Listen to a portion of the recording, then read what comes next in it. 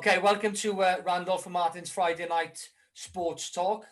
Tonight we'll be discussing the boxing from last Saturday, Josh Kelly's fight on the weekend, plus the up and coming fight with Canelo this Saturday night, and a few other fights that are coming up in February, March. We'll also be going through the rugby. A few games on the weekend, but really the only one to discuss is Wales versus England. It's the big clash on the weekend. Wales and France, they're the only two left who can win the Grand Slam.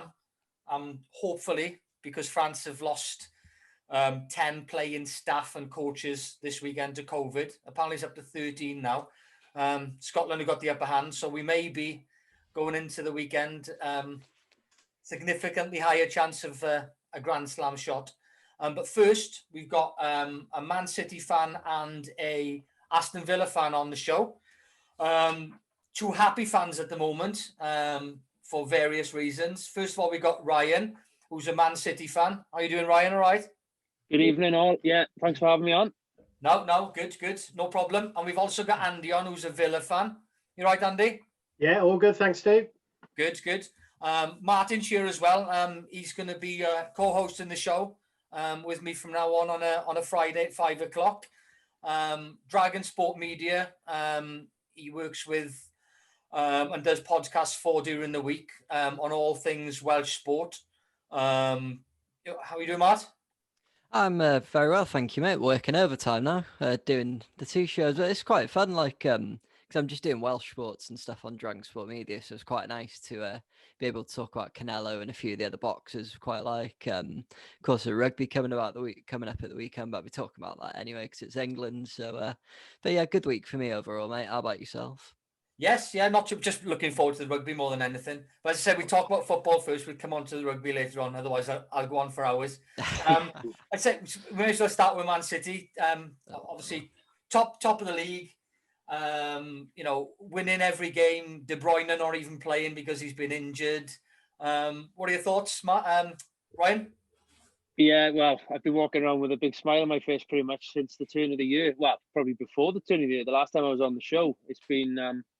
it's just the whole season in general, isn't it? It's remarkable how things have gone back and forth. Looking back at the stats, at the start of the season, we had 8 points after 5 games.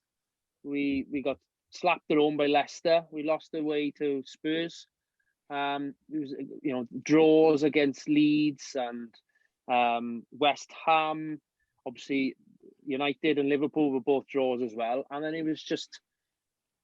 just this change in fortune. They say it was after the West Brom game, don't they? That's in the press, that they all sort of called a spade in the dressing room, and they had it out and said, well, where do we want the season to go? And it's just gone from strength to strength. And like you say, that's without De Bruyne for large parts of it, but more so, the main man, Sergio Aguero has been missing probably, it feels like 85% of the season. It's up there. I think he hasn't started a game for months now.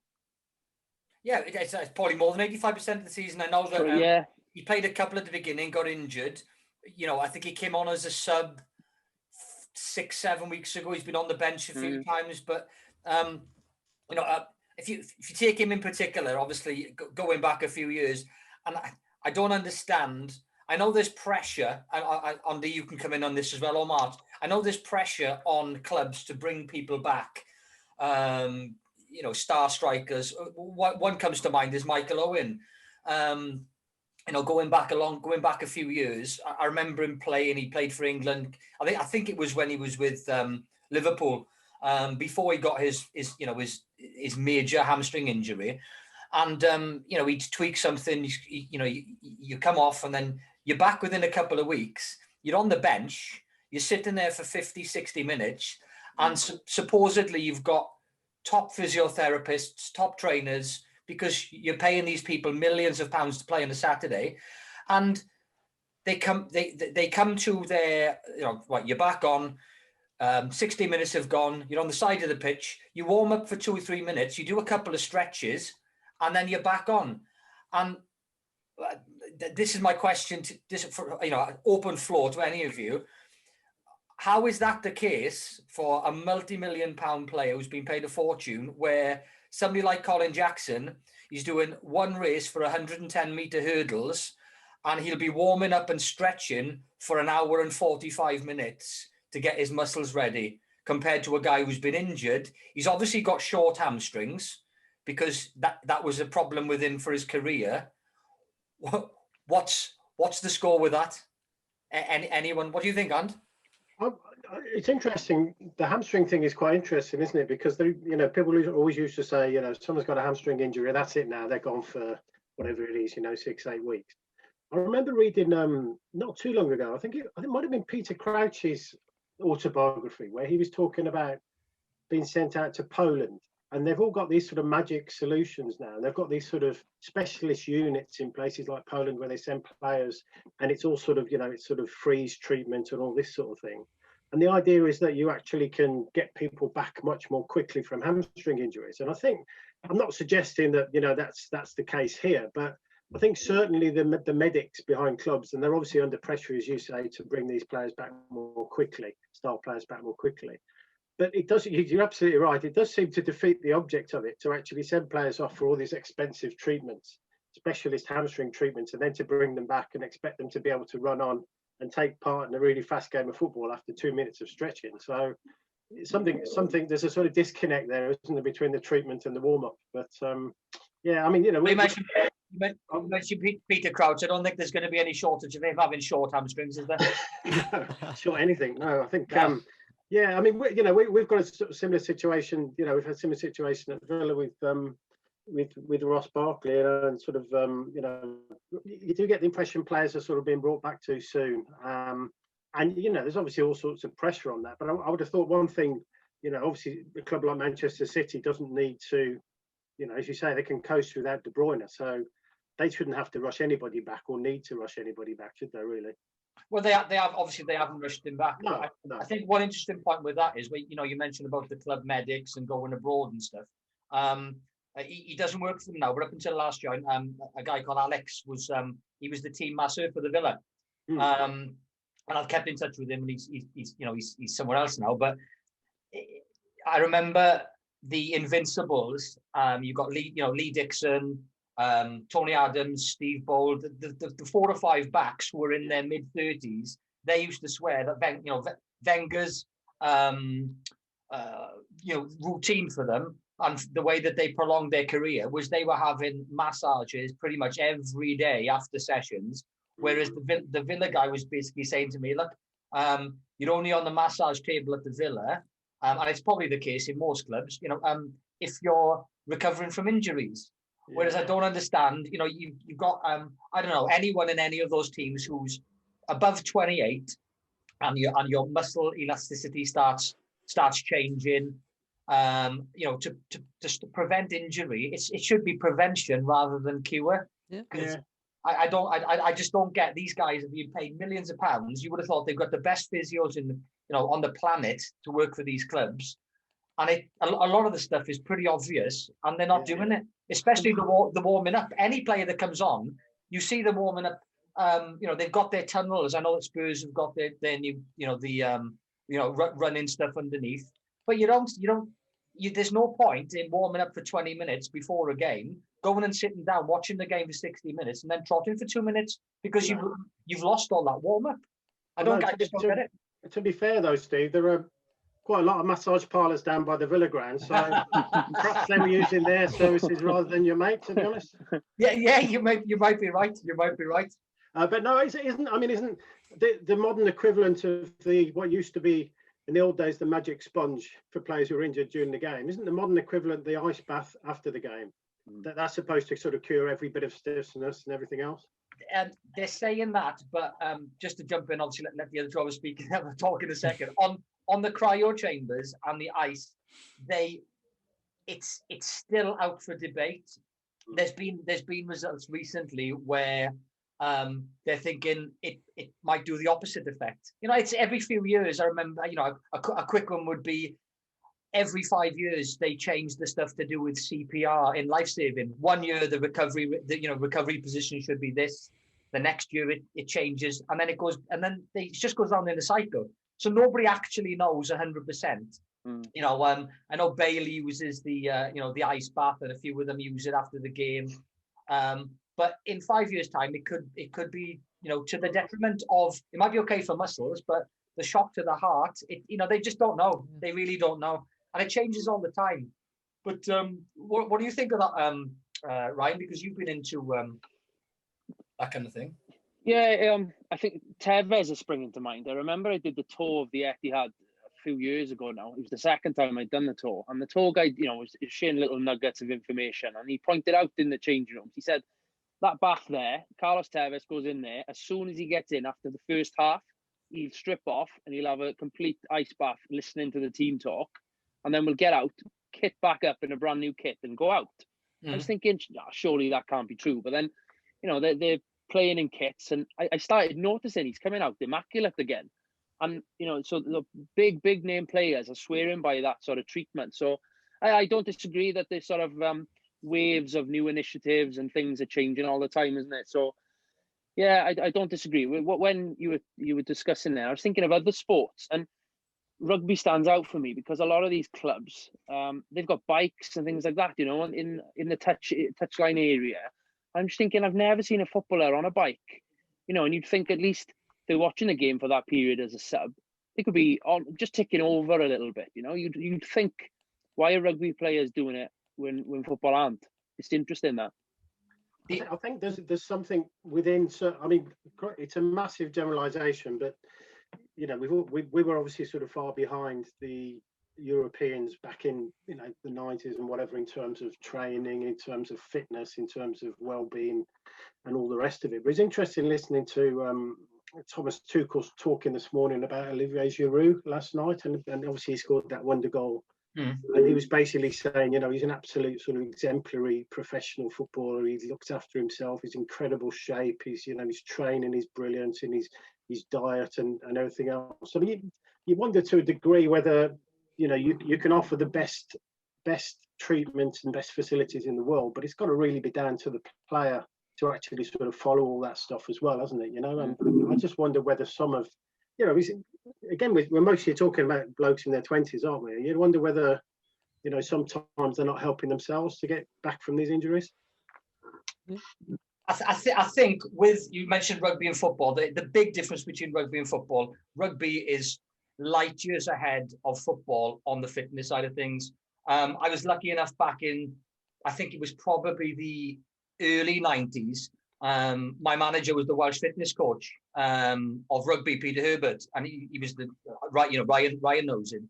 And I used to watch the Welsh rugby team train on our leisure centre sports track.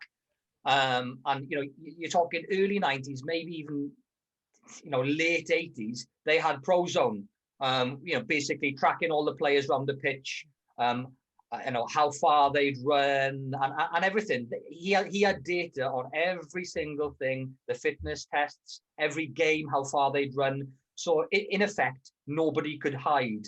Where in the 90s, a perfect example would be somebody like Berbatov, probably run about a mile a game compared to others who ran 10, 11, 12, 15 kilometers a game. You couldn't get away with that in rugby. No. There's nowhere to hide. All their injury data, every single thing was there in the early 90s. Fast forward 30 years, and now you're getting that in football. They've got the, I don't know what it's called, but it'd be the same as Prozone. They've got that little chip in the back of their shirts, and it you can see exactly what they've done. So you wouldn't, you can't hide now, whereas before you could. And the other thing, just flipping back to what you mentioned, Ryan, about the changing kits. That's coming now. I remember we played in Denmark. We got to the final of the competition. It poured down with rain, and obviously because with Norwich City it was a professional outfit even back then. Half time, we had brand new kits. You jump in the shower, you have a cup of tea to warm yourself up because you had 15 minutes. And that was back in the early 90s. No, that was 84. That was. So as far as changing kits and stuff, they all have all of that. Whoever wants to do that, because you've got 15 minutes. But jumping on the pitch after, as you said, the rugby, they got the spin bikes. They're sitting on the bikes 15, 20 minutes. And it's not just for your for your muscles for injuries. It's for it's for your heart. If you're sitting down watching a rugby match or a football match, and I suppose a resting heart rate for somebody like in Man City is probably around about 50 beats a minute, then they literally go in from that into doing a couple of sprints and jumping from 50 up to 150 in a few seconds. You've got to have that lead time of gradual, and they might not see it now, but in the future, that could it might be bad for them in the long run. And again, I can't understand why these top guys they must be getting paid a lot of money to look after their top players. They're obviously failing because they're bringing people back too early. Like Aguero, he's come back. He's been injured. He's come back. He's on the bench. He's on the bench, tonight. But surely you should be playing, second team games, playing in an under 21s game. Has he done any of that before coming back on the bench? Not that I'm aware of, but I think, to be honest, I'm quite glad he's wrapped up in cotton wool for the time being. I think the Germans will be a challenge, but all the bookies and everything are making us favourites to progress out of after the second leg. I'm more than happy because last year we could have done with him going into the Champions League run in the final stages. Obviously, where we slipped up, but I think if they can get him back and take his time with his recovery, I'm not saying I disagree with it at the moment. I'm not saying we don't need him. I'd love to get him on the pitch because I think Gabriel Jesus is probably one of our weakest links at the minute for me. That's being really critical of him. But yeah, I'm happy with him sitting there, resting his heart and his hamstrings, and he can come back on when we get the business end of the season. But what I'm getting at is, should he even be there if he hasn't had any second team games or it's totally different than training, being match fit. As you know, you've played yourself. You can train 7 days a week in any sport, but you go into a match. If you haven't played matches, second teams, you get the knocks. You don't get those knocks in training. So if he hasn't, that's what I'm getting at. Yeah, no, I know what you're saying. It's a tricky. I don't. They're not going to throw him in there. He's still going to be in good shape and on a reasonable level of fitness, but he needs minutes, doesn't he? So I'm sure he's having that on the training field. In the current climate with the pandemic and everything, I don't know whether it's a case of they're allowed to go back and forth with different sort of developmental teams and things like that. I'm not too sure, but I'm sure they're building up his fitness and his strength in his muscles. They're conditioning him and things so that he can have some sort of impact on the season anyway. What are your thoughts, Mart, on Man City? Well, pretty depressing weekend for me this weekend. I don't think I've enjoyed watching an Arsenal City game since Clichy, Nasri, Toure, Adebayor. Am I missing anyone since all they jumped ship? Not fun memories for me. I think it took about 1 minute and 20 seconds to ruin my weekend. Not that we didn't have a warning sign about 30 seconds before when Mahrez skinned 2 or 3 people and lumped the ball over the top.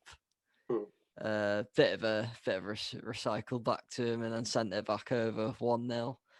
There were some positives though. Usually in a game like that, we concede really early. We just capitulate completely. And I guess we defended a bit more resolute, but the only main note I really had from the Arsenal City game, and that's all I've really got for this match written in my notes actually, says Xhaka and El Neni, and then utterly ineffective in caps, because I really don't understand the paradigm going on in Arteta's head when he pairs these two together in midfield. To me, they're basically just two of the same player. Sorry, I know you asked me about Man City, and I've just basically gone on to complain about Arsenal. But it sums up quite well how I've felt for the last couple of days. It's just super frustrating. It's just another usual performance from us against the top sides in recent years. Unless, like the United game, for example, the previous fixture we won when we got a lucky penalty and managed to hold on to the 3 points.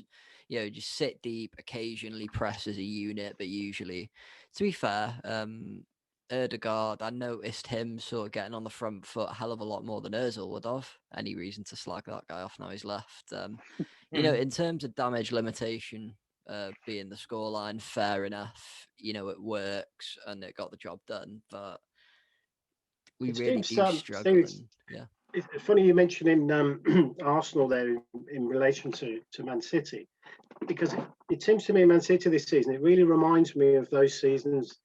It must have been back in the 90s, I suppose, where Arsenal used to start slowly and then they would just build up. And then after Christmas, they were practically unbeatable. And City have been like that this season.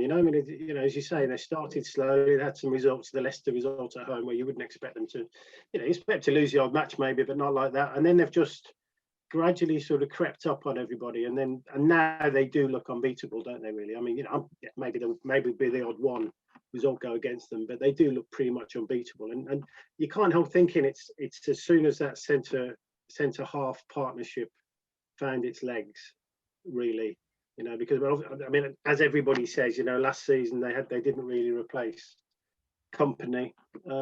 But this season, once Diaz has just been incredible and Stones has been playing well. Once they get that centre half partnership together with the flair players that they've got, whichever flair players that they've got, and if Gabriel Jesus is your weakest link, I think you've got a hell of a side, really, haven't you?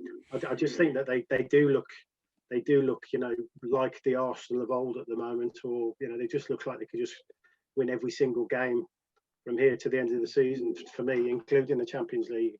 Well, Diaz has been injured as well. For me, what sums up Man City is, compared to any other team, there's other teams, if you put them on paper like for like, United have got like for like on the pitch for 11 players. But it sums it up for me that I think it was about 10, 11 days ago, Gundogan, man of the match, scored 2 goals. Next game, not even in the squad. That's, for me, that sums up. And it was not for any reason. I think the next game they put Bernardo Silva in there. But, Bernardo Silva, if he was in any other Premiership team, he'd be first on the team sheet, in any team. But that you've got to, it's a fine line of keeping everybody happy. And as I say, he scored 2. He could have scored 4, Gundogan, that night. I think he hit the post. And he was man of the match. Next game, not even on the team sheet. And for me, that's that's why they're head and shoulders. You mentioned the Champions League. I think the only thing they need is a striker. That's all. You can have. There's no point having. Obviously De Bruyne's out, and you've got, every player in the team, every player in midfield and up front are, either world class or just below. But you need somebody who can score, 20, 30 goals in a Premiership season. And that's just the only thing that you're missing, Ryan, I reckon. Yeah, I don't disagree. And that's where I suppose my logic, and I'm slating Jesus there by saying he's one of our weakest links. And what a great weakest link to have, I suppose, isn't it? Because when you look at the squad, and I remember when I came back, when I was on the show last with you, it was just before the United game back in the autumn. And I was saying, look, Laporta's, he's our best defender. He's class. He's tried and tested over the last 18 months. And he was, and I'm still a massive fan of his. However, Diaz came in, and we discussed that night that he'd come in, and I was aware of this reputation as a young leader he was over in Portugal. And that maybe he was the heir to the throne, I suppose, of Company. And it was the turning point, those few weeks, that Stones really sort of, it doesn't make sense really, because Diaz is so much younger than the others, centre-halves. But he's come in and he's almost the one that's put his arm around Stones and said, come on, me and you will sort this out. And they've just developed this, really sort of great understanding. And you can see, when they're blocking and they're tackling and they're making last-ditch tackles, they're high-fiving and they just seem this cohesive unit at the moment. And then, you go into midfield. At the time in the autumn, we were talking about Bernardo Silva, saying, well, what's going on there? He's had a big drop from the standards he'd set. Yes. It was... Mahrez, who really still at that point hadn't hit the great heights that he had with Leicester. It seems now he's on a great run of form. The fullbacks, Zinchenko, I think most City fans would say, we probably need to strengthen at fullback. But he's probably turned into one of our most consistent, players, not just defenders. Well. Cancelo, again, he was probably one that was being eyed as, where's he going to be shipped out to? Well, now he's he's probably our best fullback. Well, certainly on the right, it seems that Pep is loving him more than Kyle Walker at the moment. Yeah. And I'm not, so, and you go through the team, Foden, I don't know where to start on the guy. I absolutely adore him. Don't know, he's just phenomenal. I think he's such a great talent. And England are in a good position, I think, with that type of player. Obviously, Andy, you probably think the same with Mr. Grealish, and there's Matheson, and I like the Southampton Ward-Prowse. I certainly agree with you about Foden. I think he's a fabulous player, and as you say, he's brilliant. The prospect of matching two of the sort of 4 or 5 really good creative attacking midfielders we've got. England's quite sort of mouth-watering, really. But you're absolutely right, and I think he obviously understood, didn't he, Pep, in the summer, that that centre half was a big. He actually went out and bought 2, didn't he? Because he bought Nathan Ake as well, didn't he? Who presumably has got sort of squeezed out, but. He could have been, he could have been the answer to the problems, but he wasn't going to take any chances, was he? And and I was going to make the point about Mahrez, that he does seem now to have to be back to the form that he was in when Leicester won the league. I mean, he does look an absolutely fabulous player, and every time he gets the ball, he's cutting inside, he's making things happen. And I mean, I just you've just gone through the team there. You sort of struggled to see any sort of weak points, and the squad depth is such. I'll talk about squad depth when we get onto Villa, because that's part of our problem. But you've got that sort of squad depth now that that's brilliant. But I am pleased. Maybe it's a sort of a parochial thing, but I am pleased that amongst all of the sort of, all the sort of glitterati and all of the sort of fabulous foreign players, that Foden has managed to get himself in there and to get a first team shirt. I think it's good for him. It's good for the game. It's good for English football, really. I think it's great that we learn from all these sort of fabulous foreign talents that come over, but you do want that learning to sort of filter down to the players who are coming up through the youth team as well. And if you can get 1 or 2 of your own in there, it just adds, it's just like a cherry on top of the cake, really, isn't it? Yeah, and I think for City, it's been the player that's been needed, the one that's come through the ranks. There's photos of him. He was a ball boy. He was a mascot. He was a kid at City Academy, and he's the first one really to come through and establish himself. There was Jadon Sancho, Brahim Diaz. There's been a few players who've got on the peripheral, I suppose, but then have then gone off. Well, for some, Sancho's gone off and done great things so far over in Germany. But Foden's the one. He's. I don't know whether you've seen the film Jimmy Grimble. Back in the 90s, he is that character living the actual life of that character. It's great as a. It's very similar to the Grealish situation at Villa, isn't it? Completely, yeah. Playing for them, captain, making it in the England side. It's a very similar story, and I mean, in the game up at Man City against Villa with the the sort of now infamous. Was it offside? Was it not offside? Do we need to change the law goal? I mean, Foden was just absolutely unplayable in that match. I thought, we didn't exactly park the bus. I don't think Dean Smith does that, but he probably came as close to try. We were sort of forced almost to park the bus because we were just pushed back all the time, and it was Foden really who was running the game. And against much older, experienced players, who'd come into the game with a really good defensive record. He was just unplayable. Every time he got the ball, he'd sort of step inside, he'd do a little trick, he'd make some space, he'd pull defenders towards him. Just great to watch. He's got a hell of an engine. I've been saying it for, when I was talking to Ryan last time and the time before, he was getting man of the match every game, under 16s, 14s, youth, all the way through. And I've been talking about him to a couple of my mates for a good 2 or 3 years. And obviously Pep knows what he's doing, and he's kept him back, but he seems to have let him loose now, because the last time we were talking, it's one of those things where it's like, hold on, this guy's, 18, 19, 20, and you're only giving him a bit of game time.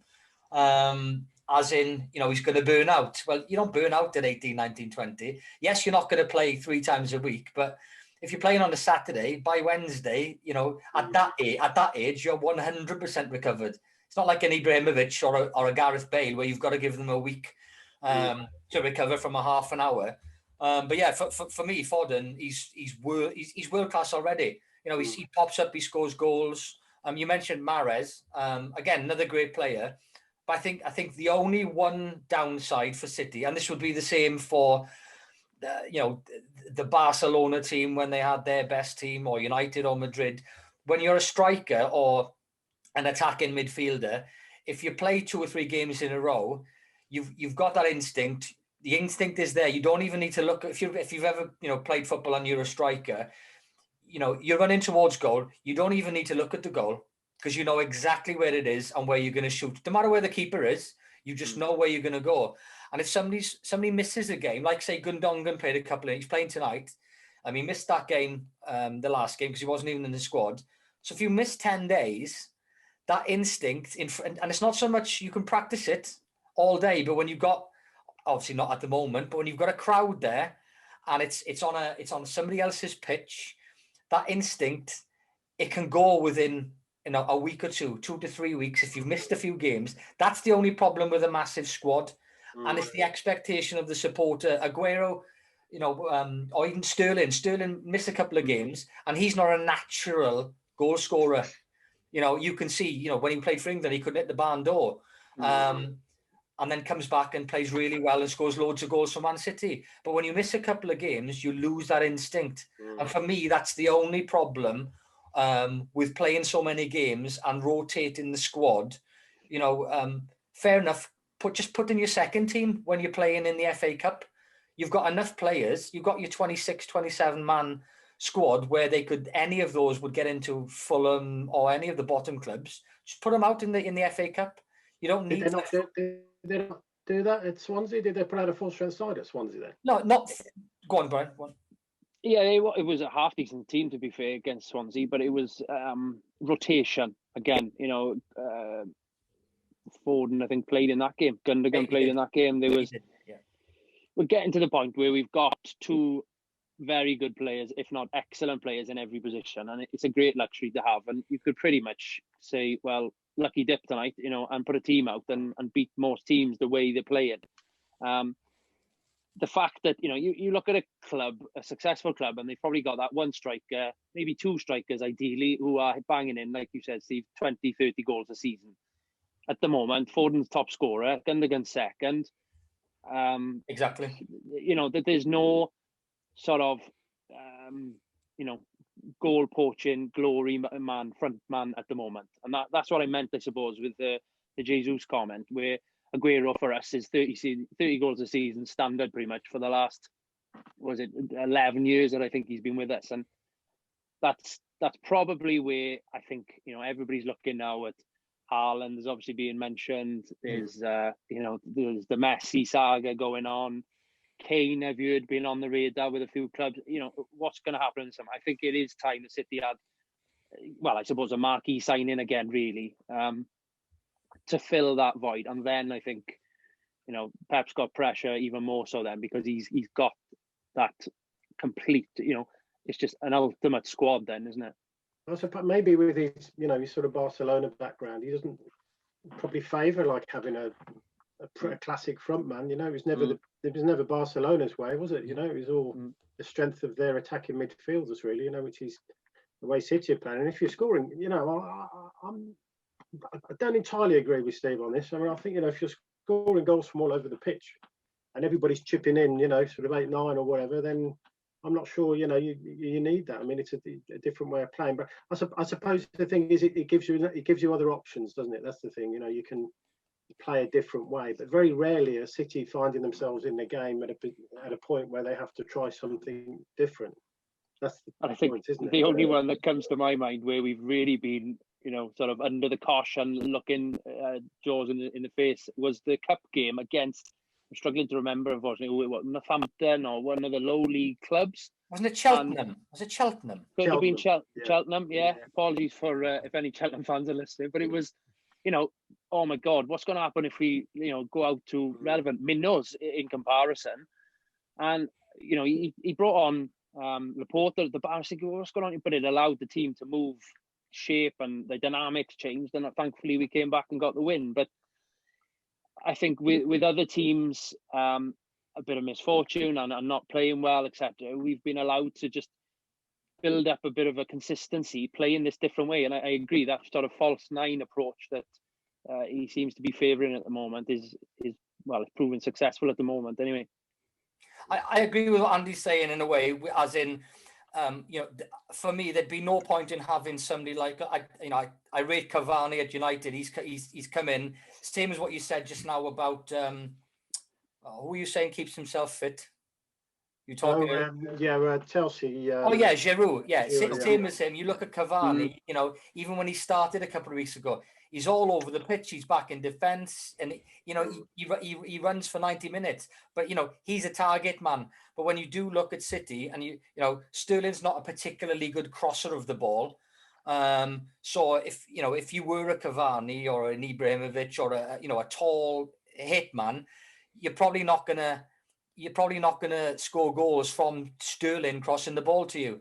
And they are more of a 5-10 yard pass kind of team. Yeah, you mentioned Swansea when Foden was playing. I watched that game, and it is literally watching a five-a-side game. They've got 3 5-a-side games going on in the three thirds of the pitch. In the middle third of the pitch, you had Foden, and it's literally 5-yard pass, triangle, and you're running teams ragged by. I suppose he's probably grown up with the the Brazilian foosball, playing along the floor. Pep's game with when it was Iniesta, Xavi, Messi, all these guys, they've gone from the 1990s where the guys were 6'3" and big guys. It's like, how are these guys who are 5'7" running rings around you? Because they keep the ball to their feet. So there's no point having a target man. But I do think they need somebody, whether he's not, whoever he is, needs to be scoring 25 plus goals. You can't rely on 6 midfielders and 2 strikers to score 7, 8, 9 goals each. Because if one or two of them aren't, like Sterling might go 7, 8 games without scoring a goal. I think you do need somebody who, every time he plays, he's pretty much going to score. And he's going to score, like a Messi or a Ronaldo. A team like Man City, you've got that much money. Or that Haaland, now he's banging them in left, right, and centre. Obviously, they let go Sancho when he was young, and he's £100+ million player as well now. But I think with a team like City, that's the only thing they're missing. Just a steady flow from one person. That's my opinion. And of course, his old man played for City as well, didn't he? So he, he's probably, there's a link there, isn't there? Really, with Haaland. So, I mean, that would be just an incredible style, as you say. I mean. Yeah, to use your phrase, a marquee signing. You do expect clubs like City, United, Liverpool, and their equivalents in Germany, Spain, and Italy to make those marquee signings. Every summer, really, to just bring one player in of that. Just bring one player in of the absolute top quality to, who can make a difference. And I think somebody like Haaland, Kane, you mentioned. I think Kane's a very intelligent striker. He's certainly not the old-fashioned number 9, although he can do all that stuff. Yeah, he's got a lot more about him than that. I think he'd be, a player like that would be just incredible for City. I think. Who would you want to bring in, Ryan, if you had the choice of any striker in the world? That's with an M and ends with an I. Well, do you know what? The last time you asked me a similar question, and I said you can't turn Messi down. You really can't. But it's one of the we identified 3 there now: Haaland, Kane, and Messi, and it's head and heart moments, really. I'd love to see Messi come and try it in the Premier League, and Messi 5 years ago, God, would be unreal. I'm not saying he's past it, but he's getting on. City've got a really young and sort of close-knit team, it seems. The more time goes on, the more I'm beginning to say that, Haaland would be a better investment coming in than potentially, Kane is unreal. He's quality, but, how many games a season does he miss through injury? He's another one.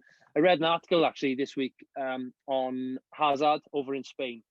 His games that he's missed massively outweigh his appearances for Real Madrid. I think 150 million his fees are going up to this year that they owe Chelsea, or they're going to hit with Chelsea's fees. I think he scored 14 goals and he's been there 2 years now.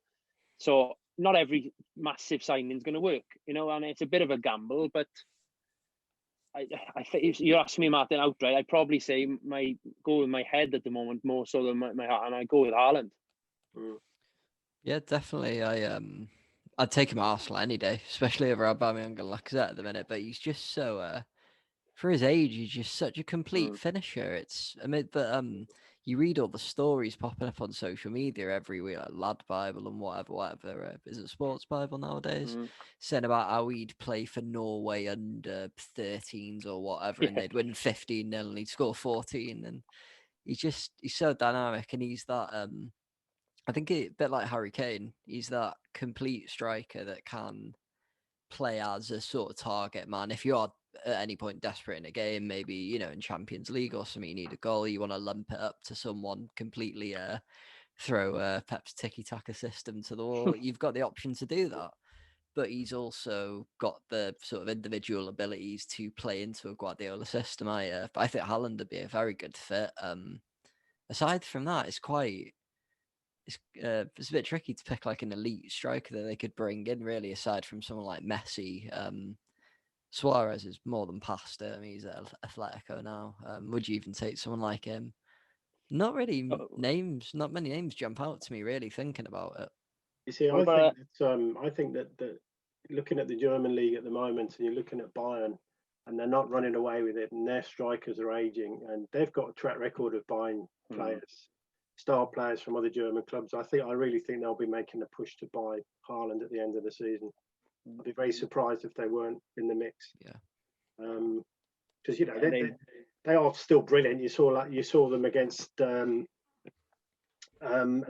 in the Champions League. They're still a fabulous side, but they are, their strikers are aging. And Haaland would seem to be an incredibly good fit for them. I would have thought Pence, if he settled in Germany, but obviously, there are links with City as well. So yeah, but it'd be an interesting one. I'm sure. I wouldn't be surprised if he went somewhere at the end of the season. We'd have to go in for Ollie Watkins then, Andy, I think. No, you wouldn't be able to afford Ollie. I think the only plus point of not the only plus point. There's loads of plus points, but with Messi would be, imagine the rest of the squad, what they would learn from having Messi there. So if Messi was there for a couple of years, whatever he does, you copy people in training, and if he's there in training, and you've got people like Sterling. Sterling's been around for a long time, but he's very similar. Same stature. He wants to score more goals. He likes beating people, and you've got Messi doing things in training that they won't have seen. And just his regime, his eating regime, everything, they'd want to copy it. Even Foden, you've got a lot of these guys. Imagine how much they would learn from him. So if you've got 5 or 6 players learning and improving by 10% over the next 2 years, compared to having, they wouldn't learn much from Haaland because he's only the same. He's younger than most of them. He'll be doing the same kind of things as what they're doing in training. It's just his physique is phenomenal. He's very fast, and you can't replicate certain things like that. But in training, I think that would benefit City more, even if he was only scoring, 20 odd goals a season instead of 40. The rest of the team would, imagine him turning up at training. They'd be training twice as hard. I just think it would be and obviously for, even as a United fan or a Liverpool fan or an Arsenal fan, I think it would answer the biggest question in football when they say, who's the biggest two? It's Ronaldo and it's Messi. Yeah, okay. But Ronaldo's done it in 5 leagues. Messi's done it in 1. And that could change in history. That could change who's the best player. If he came and did it in the Premiership, that would get rid of that. Because that's really the biggest question over Messi. He's only ever done it in Spain. It's a lot slower. You get a lot more time in the ball. How would he be on a rainy Tuesday night at Villa Park? Of course, he's never done it at the international national level either, has he? I just wonder whether, and I think Ryan touched on this. I think that there would be a sort of circus element of Messi going to Man City. It would be such a huge story, and probably arguably like the sort of biggest signing by an English side ever. Yeah. Because Ronaldo obviously became a superstar at United, didn't he? He didn't arrive with that sort of reputation. A fabulous reputation as a youngster, but he hadn't won all the things he'd won. He's won now. As Messi, I think if he arrived at City, there'd be such a huge story. I just wonder whether they do seem to be, I'm not saying they're a side without egos, but they don't come across as a side with huge egos. They seem to sort of spread the ball around. Okay, Sterling can occasionally get the blinkers on and shoot when he shouldn't, but generally speaking, they set each other up. They seem genuinely happy. They're all doing well. And if Messi came in, I just wonder whether it would just as Ryan suggested, it would just sort of disrupt that whole thing, really. Yeah, I completely agree, and I think that's the devil's advocate and perhaps the cynical side. That I'm thinking that it would be almost too much drama, if you like, making it a bit more of a soap opera and change the dynamics of things. I know we've spoken about this in the past, Steve.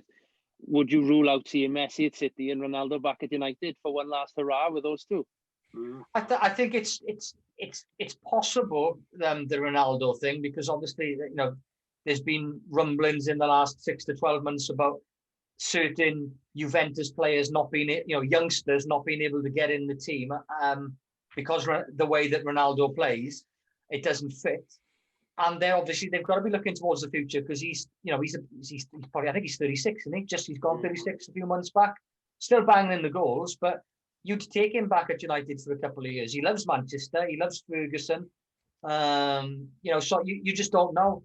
But again, the other thing with Messi is he's what you've all touched on just now is the way the City play. They keep it along the floor. They're not crossers of the ball. Haaland's a 6'2", or maybe even taller than that. He's a target man rather than a holding back 25 yards and you're playing it in triangles. So I think there's pluses and minuses for both. It's intriguing. Steve, one thing to remember. Sorry to cut across, but one thing to remember is that Mahrez plays the game now that City play, but when he was at Leicester, he was the main supply channel for Jamie Vardy. If anybody can cross the ball onto Haaland's head, it's Mahrez, isn't it? Yeah, it's interesting. What we'll do, we'll take a break. We'll put a bit of music on, and then when we come back after the break, we'll talk about Villa living the high life in the top 10. We'll come back in a couple of minutes.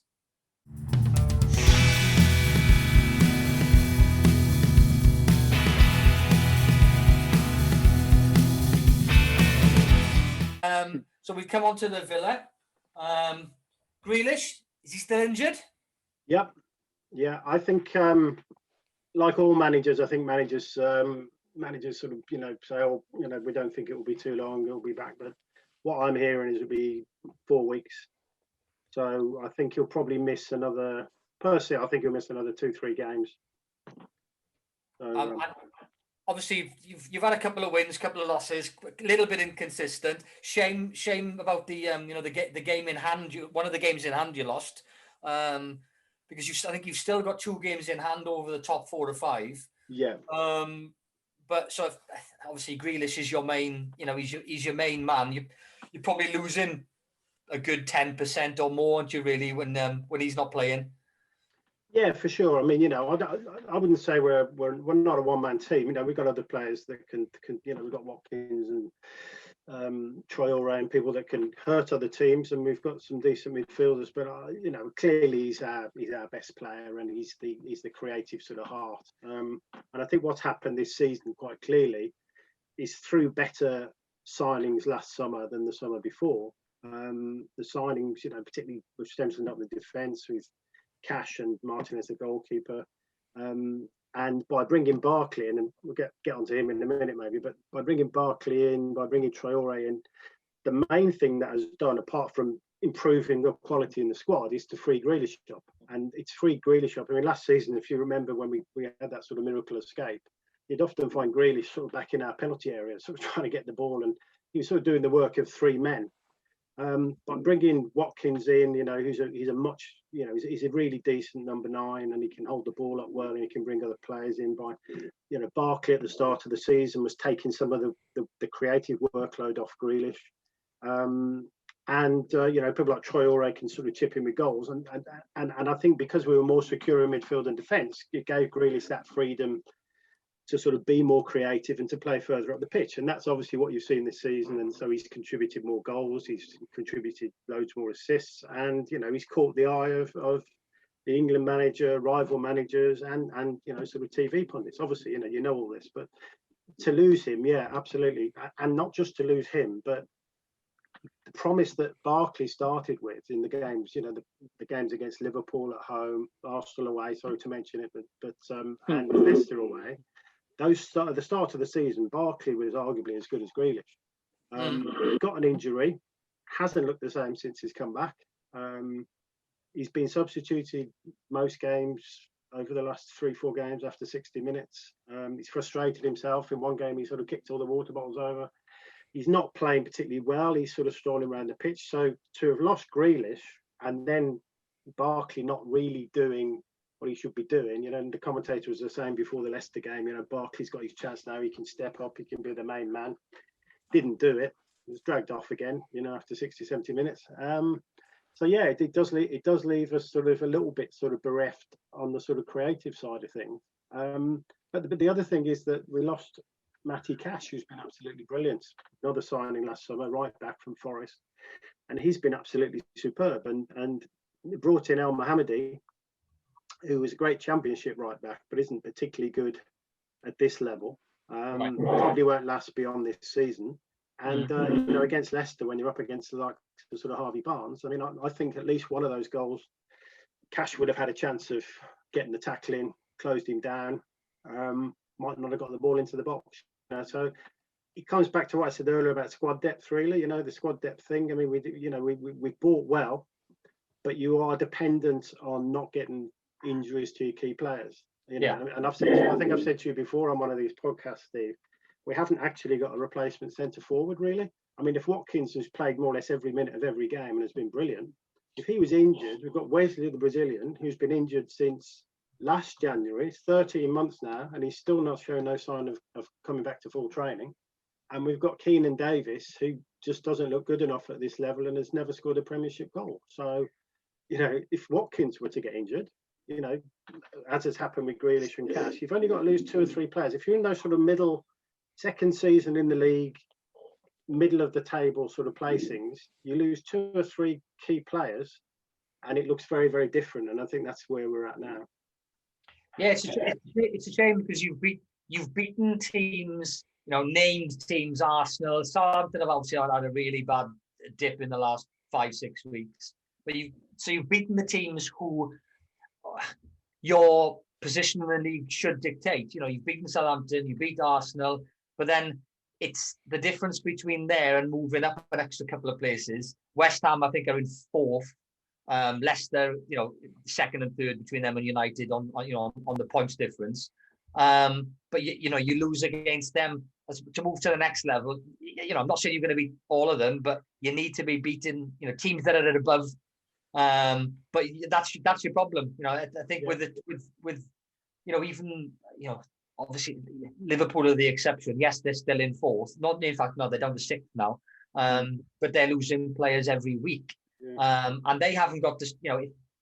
If City had lost the amount of players that Liverpool had lost, they'd still be either 1st, 2nd, or 3rd because they've got so many players. Liverpool, they for most of the season they've had Fabinho and Henderson at centre back, and now they've lost Henderson as well. And yes, I am laughing. But it's you drew against Brighton, and for me, Brighton are the team this season who they are so much better than their league position. And you mentioned Watkin. If you lost Watkin, if they had a striker, they'd probably be top 6, top 7. The football that they play is really, really good. And I don't know whether you saw the stats to the Palace game, Monday night's Palace game. I think Brighton had 75% possession, and they had 23 shots on goal, and they lost 1-0 to Palace, who had 25% possession and 2 shots on goal, and they scored both times. I know Benteke was just a cracking volley. You know, he probably missed that 9 times out of 10. You know, the Benteke of the last 5 years, but it's those kind of games where, you know, if you were a Brighton fan like Lakey is, who's one of the presenters on this show, you'd have been, you know, your head's in your hands when, you know, you're playing really well. And I saw Villa against Man United, and, you know, Villa played really well. Grealish all over the park. You mentioned him being freed up. You know, he was still tracking back at left back. And then the next minute he's up and he's in the attack. And you're like, you know, he's got one of the guys in the league like Foden who's got a ridiculous engine, keeps going for 90 minutes. And unlike City, you haven't got somebody to replace him. Yeah, and I think you're right, and you know, you're right about Brighton. I mean, they should have beaten us, but they again they just didn't have anyone to finish it off. But the point about I think in a way you're making the same point as me, because although it's hard to do a lot of business in the January transfer window, what was interesting to me was that Everton brought in Josh King from Bournemouth, and West Ham brought in Lingard from Man United. Now I don't know if Villa were in for either of those players for a loan, you know, which we'd been comfortably able to afford. It wouldn't have been a money thing. But West Ham at Villa, it was Lingard who was, you know, he was doing a lot of the damage. And I'm just sort of thinking, well, you know, hang on a minute, you know, he presumably lives up in Cheshire. You know, I thought Villa might have been an attractive option for somebody like Lingard for half a season, you know, but we didn't bring in another striker, you know, and I think the difference between that wasn't the only difference. I think David Moyes got a really good game plan together, and he man-marked Grealish and all the rest of it. But I think Lingard made a big difference there. And you're right about Grealish. You know, he will still track back. It's that thing Dean Smith said about, you know, sometimes he plays the game like he's, you know, with his mates in the playground. You know, people used to say about James Milner, you know, that if you didn't stop him, he'd be playing in the park on a Sunday morning after he played for a Saturday afternoon for like Liverpool or Man City, whatever. You know, he just loves football that much, and Grealish is the same. But yeah, I just think that, you know, I'm a huge fan of Dean Smith, but I do think, you know, I mean, we brought in that Morgan Sanson from Marseille in the transfer window, and he's got a good reputation.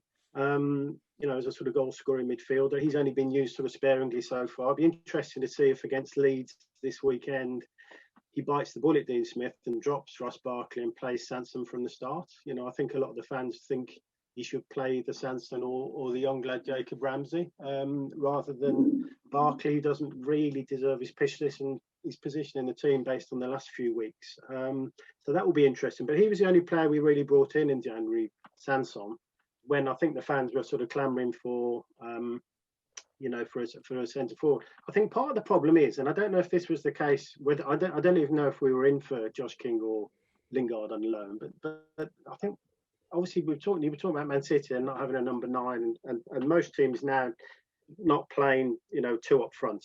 It's sort of not done, is it really, at the sort of top level, 2 up front? But if you play, you know, although teams play 1 up front, there are lots of different variations of that. And the Villa version of that number 9 up front is very much to have that front man, that Ollie Watkins figure, you know, totally up there on his own and sort of like, you know, holding up the ball, and then the wingers come in. He plays with 2 wingers. The wingers come in, or Grealish comes in, or hopefully Barkley from midfield, and they sort of help him out. But you're very much playing with that sort of one single striker. It's not sort of, you know, other players aren't necessarily getting around, so he can look quite isolated at times. And I wonder whether somebody, you know, if you did have a conversation with a Lingard, or particularly with a Josh King, who's a more central striker, whether they would be saying, well, hang on a minute, the system you play, you only ever play 1 striker. So what would be the point of me coming on loan there? Because if Ollie Watkins has got the number 9 shirt, I'm never going to get a game unless he gets injured. I'm wondering whether, you know, that sort of conversation goes on with out-and-out strikers when they look at the way a team is set up and say, well, you know, you're never going to play 2 of us in the same side, and you're not going to drop Ollie Watkins. So, you know, it's a little bit down to sort of tactics, but I'd be hesitant to criticise his signings because, as I say, he did buy really well. You know, obviously Martin, you'll know, is, you know, a great goalkeeper, and I think he bought really well. But I just think he could perhaps have done a little bit more in the January window if they could, to sort of pushed on a bit. Well, you've got Leeds, obviously. Leeds on the weekend. That'll be a tough game. Depends which Leeds turn up. We have a Leeds guy on, a fan every few weeks. He's out in America, Wayne, and it's they're consistently inconsistent. You know, they're winning 3-4-0. I think it's the same across the board, though. Really, this season, anybody is beating it. Apart from Man City, anybody can beat anybody. It's just there's so many teams on. I think there's 10 points between City and United, but then there's 10 points between 6th and 14th. You know, it's just ridiculous. So many teams on 36 points, 37, 38. But going back to Leeds, they say they're winning. You know, they'll win 2 games, but then they lose against somebody who they should easily be beating. So, you know, what would be your tactics against a team who they're literally like the Newcastle of the 1990s with Kevin Keegan? If they concede 3, they're going to want to score 4. You know, what you mentioned, who you'd think would be playing, you know, instead of Barkley in that game. Would that be just because of Barkley's out of form, or what would you think regarding tactics playing against a team who they pride themselves on their fitness more than anything? Yeah, I think in some ways they're both. I think they're similar sides, Villa and Leeds. I mean, you know, they're both. You know, it's not. No, I mean, sorry to use the phrase again, but nobody's going to park the bus at the weekend. You know, it's a shootout basically. They're both counter-attacking sides. They don't know how to sit on leads. If you look at Leeds statistics, I mean, you know, obviously United put 6 past them, but they've let 4 in on about another 4 or 5 occasions. You know, but then they've beaten you know, other sides of games that they shouldn't be expected to win. You know, and to be fair to a first season upside, they're doing really, really well, and they look very comfortable. And you look at their, you know, I mean, and also, I mean, I was whinging about Villa's injuries. You know, they've had Calvin Phillips out for quite a while. You know, but you look at their attack. You know, their attackers. You look at Harrison and you know, Dallas and people like this. But the one who's amazed me really is Bamford, because you know, I mean, if you've got to remember, this is a bloke Chelsea sent out on loan to 6 different teams, and he never really looked the part anywhere. And he ended up at Palace. He didn't look like a Premier League player. And, you know, I did think at the start of the season, I thought if they're going to start with Bamford up front, you know, he's not a Premiership player. He might be one of these ones who's sort of half between, better than the Championship, not good enough for the Premiership sort of player. But he's been absolutely brilliant. You know, he's got 13 goals, and, you know, he's scoring for fun, and fair play to them. I just think it will be a shootout. I wouldn't necessarily not play. I mean, Barkley from a tactical point of view. I just think Dean Smith's got a decision to make. It might not be this weekend, but soon. If Barkley's form doesn't improve, he's got a decision to make about who starts the games. But I wouldn't do it from a tactical point of view. I think, you know, I mean, our tactics will be the same as ever, really. You know, it will be get the balls wide, get the balls into Watkins, get players in and around Watkins, looking for the sort of, you know, the 1-2s, getting the fullbacks high up the field. And they'll be doing exactly the same, even though they're at home. They'll be counter-attacking as well, you know. So it should be quite a good game for the neutral. There should be a lot of goals. One fight, really. Yeah, it should be quite a few goals. Yeah, but hard to call it, really. I think because, as you say, I mean, there's not a lot of difference between the sides. They've let more goals in than us. You know, their goal difference is worse. But you know, we both scored a lot of goals and fairly close in the table. So it'd be a difficult one to call, really. It is. I'm not sure exactly what the stats are now, but I know that it was. There may have only been one game gone since. I looked at it, but they'd scored 38 and they'd let in 38. Yeah, so, that's right. They're on 0 goal difference. Right, so it might be the same then. So they might have let in 39 or 40. It's both. So yeah, they're on 0 goal. You know you're going to score, but you know you're going to concede. Yeah, they're on 0 goal difference, and we're on plus 11. But obviously, we're still dining off the +5 we got against Liverpool, really, I suppose. So yeah, I mean, I just think it'll be a good game. I think it'll be. I don't think it would be one for the purists. I think the commentators will be talking about tactical naivety and sort of, you know, defences pushing up, and neither of us knows how to sit on a lead, that's for sure. You know, I just think it'll be interesting. Bamford's got quite a good scoring record against Villa, so he'll fancy himself to score. I think maybe if we got Grealish, Matty Cash, I might have suggested we might just nick it. They're not playing. No, that's what I'm saying. You know, if we had those two, I think, you know, we might just nick it. But, you know, I'd be happy to go up there and take a point. Very happy. Rafinha, is it Rafinha? He's a good player as well. I've been yeah. The last, well, I think he was 17 million quid. So that's a steal from what he's done, for what he's done at Leeds. And Bielsa was raving about him after they obviously beat Southampton 3-0 in their last game, which is, that's the sort of result you want, really. But for a side that comes up, you might get the odd sort of fluky win against a top six side. But to beat a solid Premier League side like Southampton, albeit that they've been on a bad run, you beat a solid league side like Southampton 3-0. That's the sort of, that's a real settler, isn't it, in the Premier League? And Bielsa was raving about Rafinha. So, I like him and I like what they've done there, and I think, they will be a side like Villa who will have ambitions to be much further up the league in a couple of seasons' time. It's steady progress. But this season, Leeds have almost like sort of outperformed where you thought they might be. You sort of thought they've got a good chance of staying up, but you didn't necessarily think they'd be doing as well as they are. So they're almost like ahead of where they perhaps plan to be.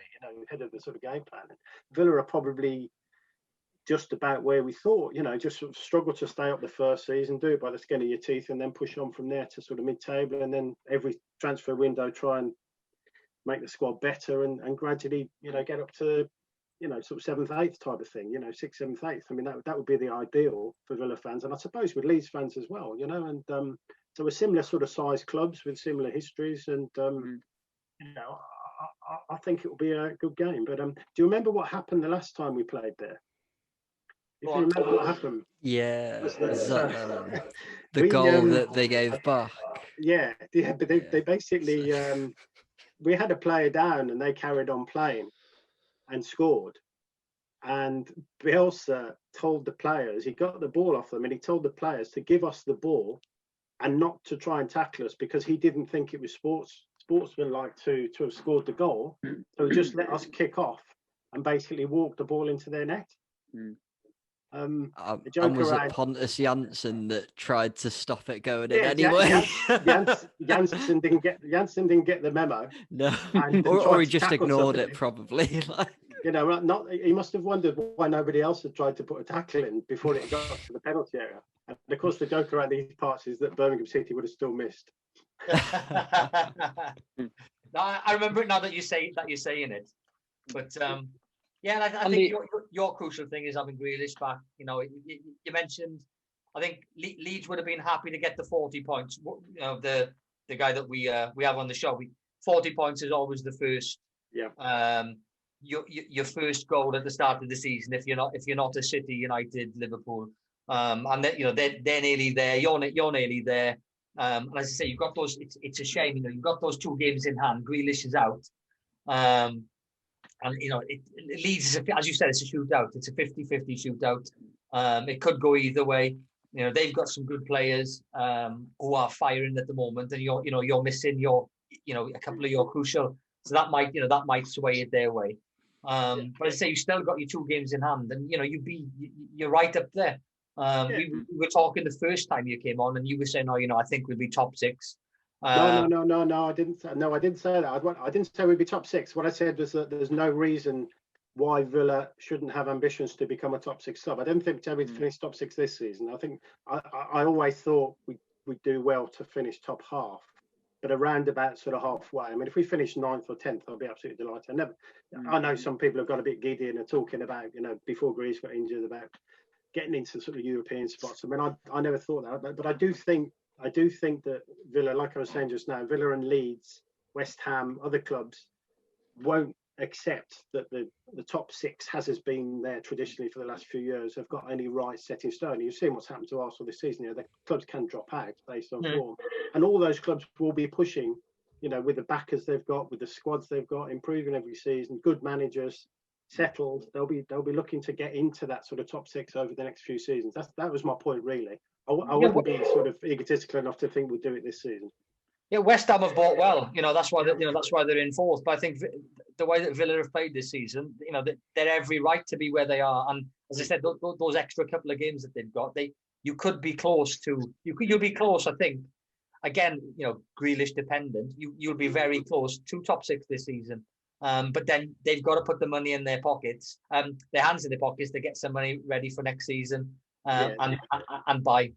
I've no doubt they'll do that. You know, I mean, they're not short of a few bob, and they've backed the manager. I think they'll do that. But I'll be the next 2-3 games after this, after the Leeds game, Sheffield United, Wolves, Newcastle. So there are points to be taken there. But of course, everybody will remember this Grealish injury, not really for it being a Grealish injury, but because of the fancy football thing. You know about that? Go on. Well, Dean Smith ordered investigation after the Leicester game because it was leaked that Grealish wasn't going to play on the Friday. And Greg Evans, who's on The Athletic, who used to be on the Birmingham Evening Mail, knows very good contacts at Villa and in the training ground. He sort of said on the Friday, Grealish isn't playing. Dean Smith was furious that this had got out and ordered an investigation. Of course, when it came back, it became clear that what had happened was that all of the other players and the staff at the training ground had dropped Jack Grealish from their fantasy league team because they all knew he was injured.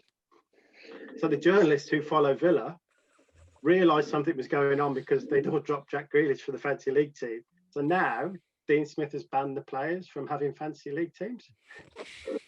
It's what I love about it, my favourite bit of it is you can just imagine Jack Grealish's colleagues going, "Oh, I'm really sorry to hear about your leg, Jack. That's really bad news. Anyway, I've just got to go and sort out my fantasy league." That is it. It's like insider trading. Yeah. You know, exactly, yeah. anyone with a bit of nous, oh yeah, you know, you've got Grealish in your team, and you can see that. Yeah, exactly. That's just crazy. Absolutely crazy. It is. It's like insider trading. Yeah. But, going back to City, then you've got a few tough games coming up. West Ham, obviously, they're really pushing for a European spot. So there's only, obviously, the league runs now till about June, so there's still quite a long way to go. But they're flying at the moment. Yeah, I'm looking at the league, and the three of you there have just sort of assessed where Villa are, and I've got to say, a good friend of mine, Sam, he's a Holt End season ticket, big Villa fan, and he'll have a big grin on his face, no doubt, listening to me saying this. But looking at the league table and the season you've had, you've got to take your hat off to Villa. I think looking at the teams beneath you, just, we're going into March, Spurs, Leeds, sorry, Martin, Arsenal, 11th, Wolves, they've been flying the last few years, Wolves, and they're massively underachieving. They're probably in 12th. You've got some big clubs. Steve, you mentioned about Brighton being sort of unlucky, I suppose, in where they are in the league. So for Villa to be sitting in 8th with 2 games in hand that could take them above Liverpool, I think, considering you were, last day survivor last year, to be in that position this year is phenomenal. You've mentioned the signings he's brought in, Cash, the keeper, and Ollie Watkins. They've been unbelievable signings because you're talking now. They're your key players, I suppose, amongst the squad you already had. And I think, to go back to your point, Steve, the only team above Villa who you'd probably say at the start of the season wouldn't have been above Villa potentially is West Ham, and they're in 4th. And it's like, wow, what a job Moyes has done at West Ham. Then, traditionally, I suppose, and slightly selfishly, I suppose, you look at West Ham as a game for City as you think, okay, that's a 3 points as long as we turn up. As long as 4 or 5 players, have an 8 out of 10 game, you expect to win. But we drew against them last time, and they pushed us. Foden came on and scored. I think that was a game Aguero got injured in. And looking at the way they're playing now, obviously Lingard was becoming a bit of a joke, I suppose, at United for his exploits off the pitch rather than on the pitch. And he's gone to West Ham and reinvigorated his career, I suppose. And that's in a couple of games. He's turned himself around. They're flying. I think I think he's Polish, the fella in midfield, the guy who gets sent off for the elbow. I think he comes back for this game now. Souček, that's right. He's been a phenomenal signing for them. As he checked, right? Yeah. Villa have got some really good players. Sorry, West Ham have got some really good players there to come in, and it's not a forgiven right to go and get 3 points against West Ham anymore. And certainly Villa are in the same category at the moment. They're not ones to be, they're not going to get rolled over.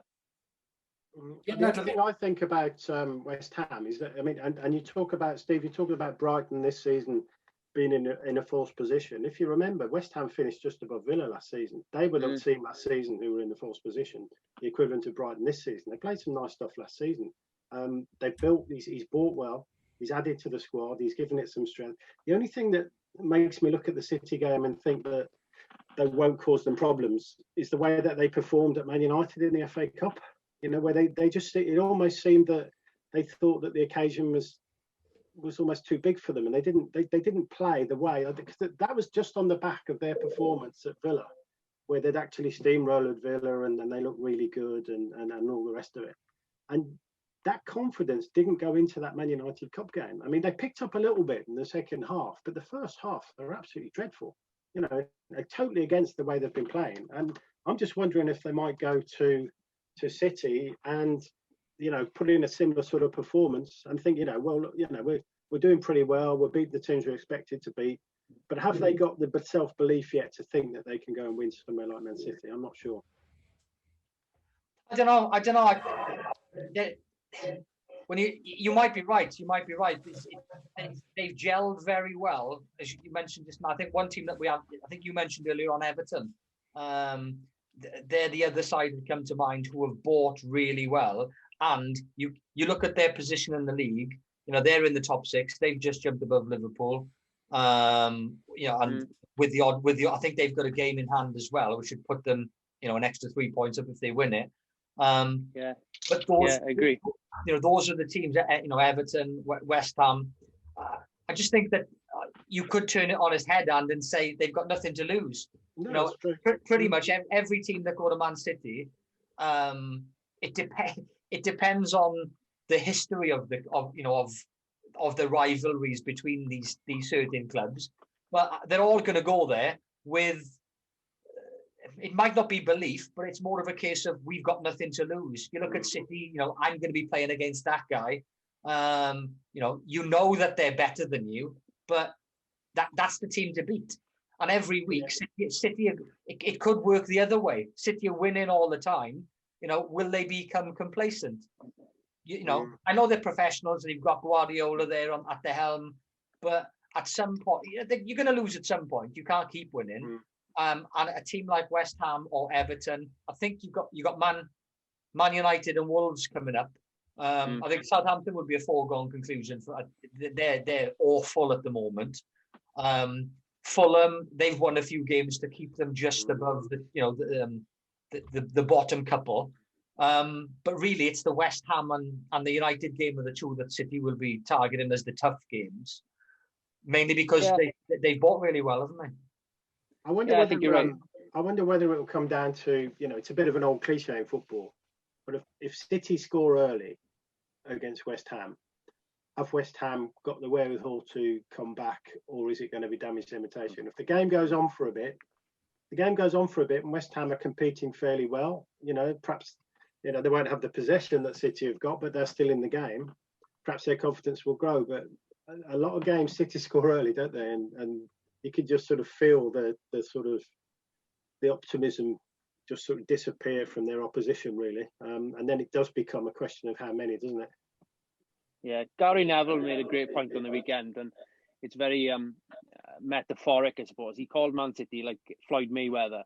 They sort of got in early, struck the points on the board, obviously scored early against Arsenal, and then just smothered them and just suffocated any Arsenal attack and opportunities to get back in the game, which, you know, they effectively put that plan in place.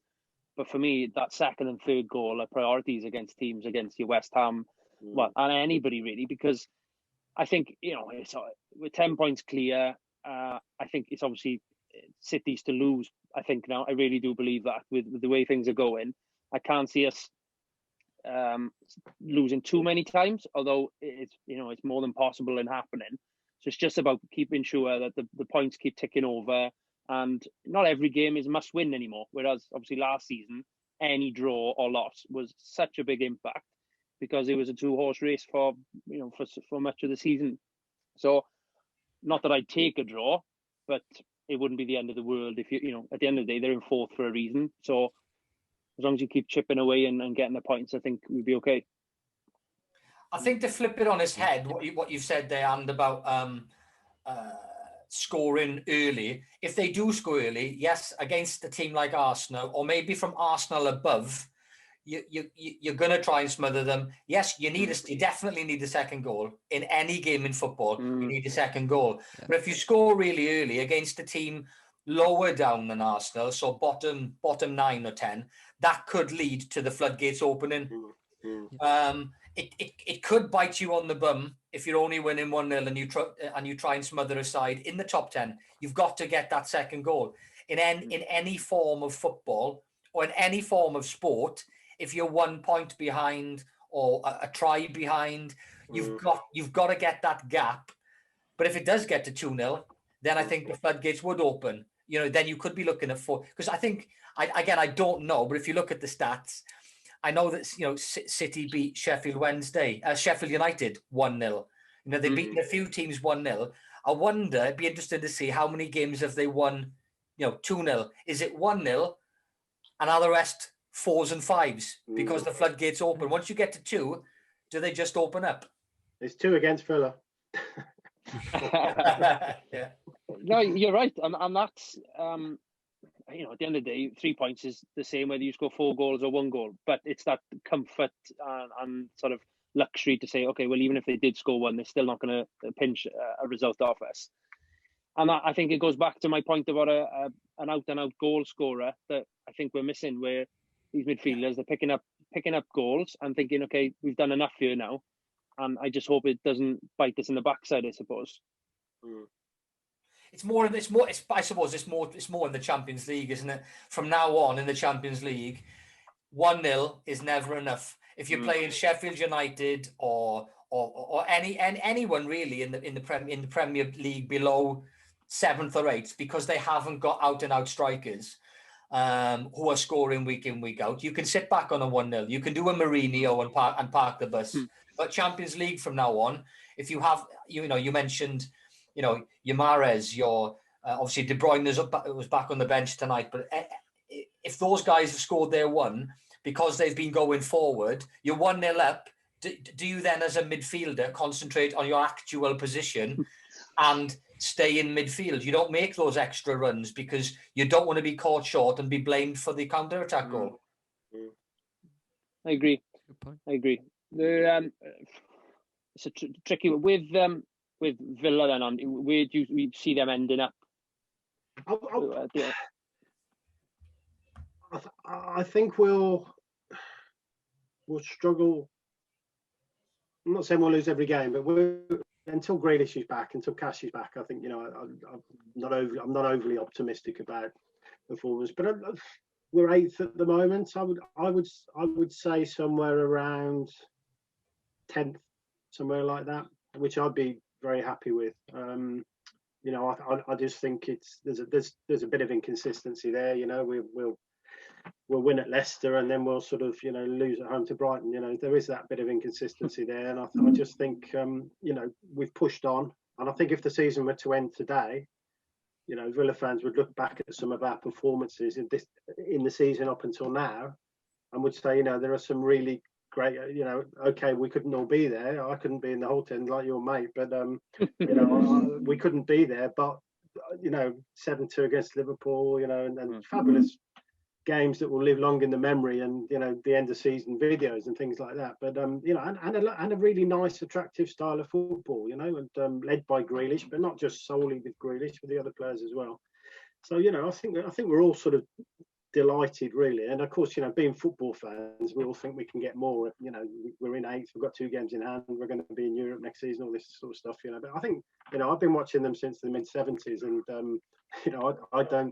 I'm a bit more realistic, and I think it will still be an inconsistent season for us from now on, Grealish or no Grealish. So I think if you're winning as many as you lose, as with Leeds, I think you're going to end up mid-table somewhere, aren't you? So if we could end up top half, I'd be absolutely delighted.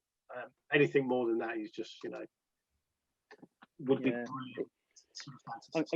Still, it's the first time I've really stopped and looked at the league table for some time, I think. And you've got the top 12 clubs. You could have easily argued that either of those teams in the top 12 could have finished in the top 4 this season as the real challenger. You've got Arsenal and Wolves 11 and 12.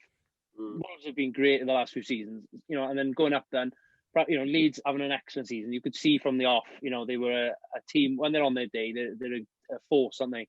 Then you got Spurs, Everton, Liverpool, Chelsea, Leicester. There's some huge teams there now. We're all pushing to get into that Champions League spot.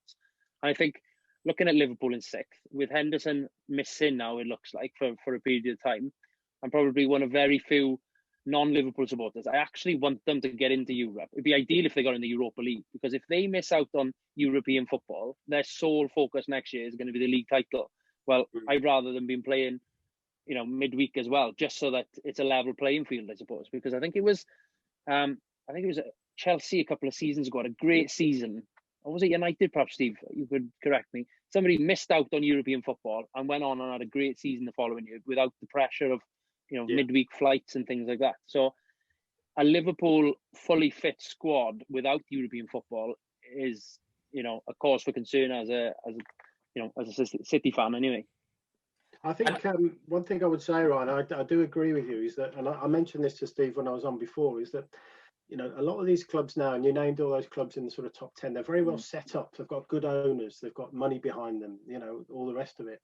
And they don't have to sell their star players. And if you think back to like the sort of 90s or whatever, if you're right, Teddy Sheringham, you have a good season, United are in for you, or you're an Andy Cole, so you think of these clubs now, like Spurs used to be a selling club to the Uniteds and Liverpools of this world, and not now really. I mean, Jamie Vardy, he's not gone anywhere. He was linked with Arsenal, it didn't happen. He hasn't gone anywhere. Grealish, there's always talk about Grealish. He signed a 5-year contract. I mean, there's, these clubs aren't necessarily selling their star players anymore. And I think, partly because the United and Liverpools of this world are going abroad to buy, world-class players, but also because these clubs don't have to sell, and because the players themselves aren't pushing for moves to these other clubs. At least that's the way it's been, for a few seasons now. And I think that means if you're a club like Leicester, you can actually, okay, you look at, they'll sell one now and again. They'll sell a Mahrez, they'll sell a Maguire, they'll sell a Kante, but then they bring in players of the equivalent standard or nearby. And if you've got a good manager and you've got the good backers behind you, you can actually carry on building the squad. They haven't lost an awful lot of momentum. And I think that, that's what I was sort of getting at really when I was saying to Steve, last time, that if you're a club of a certain, when the fans are back and everything, if you're a club of a certain stature, a certain size, you've got a certain size of support and money behind you and everything else. If you've got the right manager and they're building the squad and the right backers, there's absolutely no reason why any of those clubs, whether it's a Leeds, a West Ham, a Villa, can't have ambitions to get up into that top 6.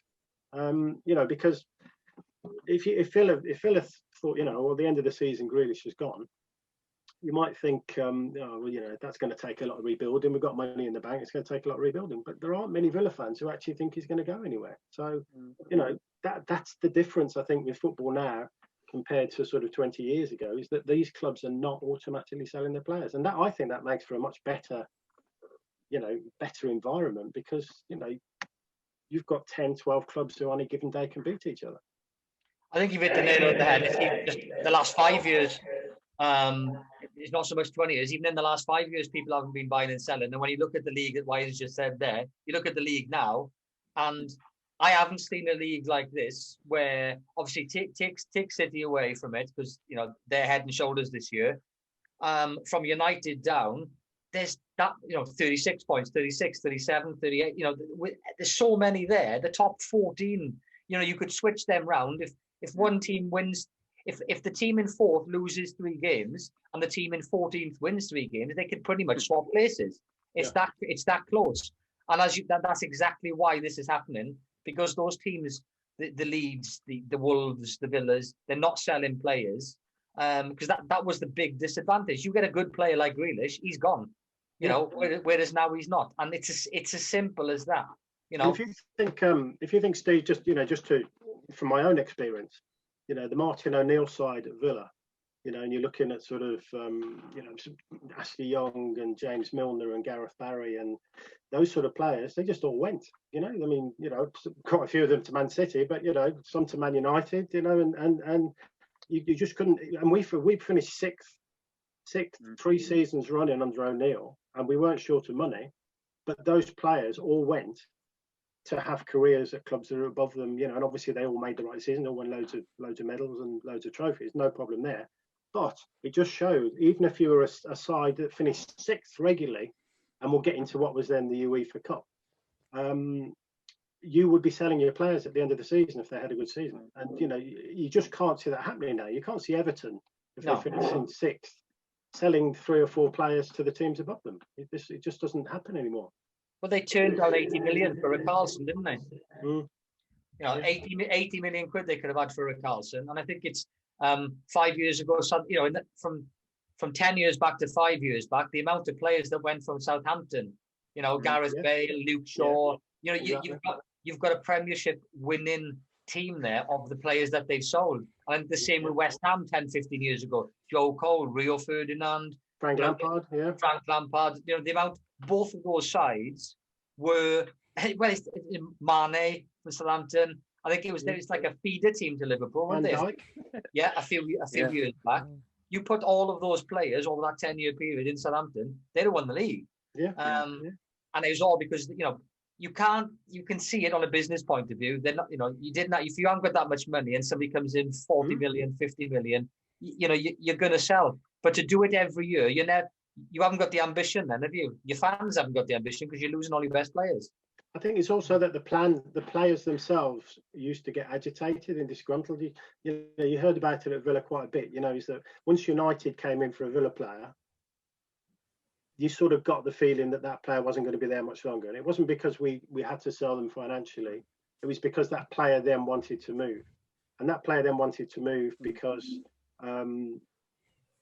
obviously they wanted to win trophies, and United would win trophies obviously more regularly than Villa. Same with the players I mentioned who went to City, these sort of players, sort of Milners and the Barrys. They moved because they thought they got a good chance of playing in the first team.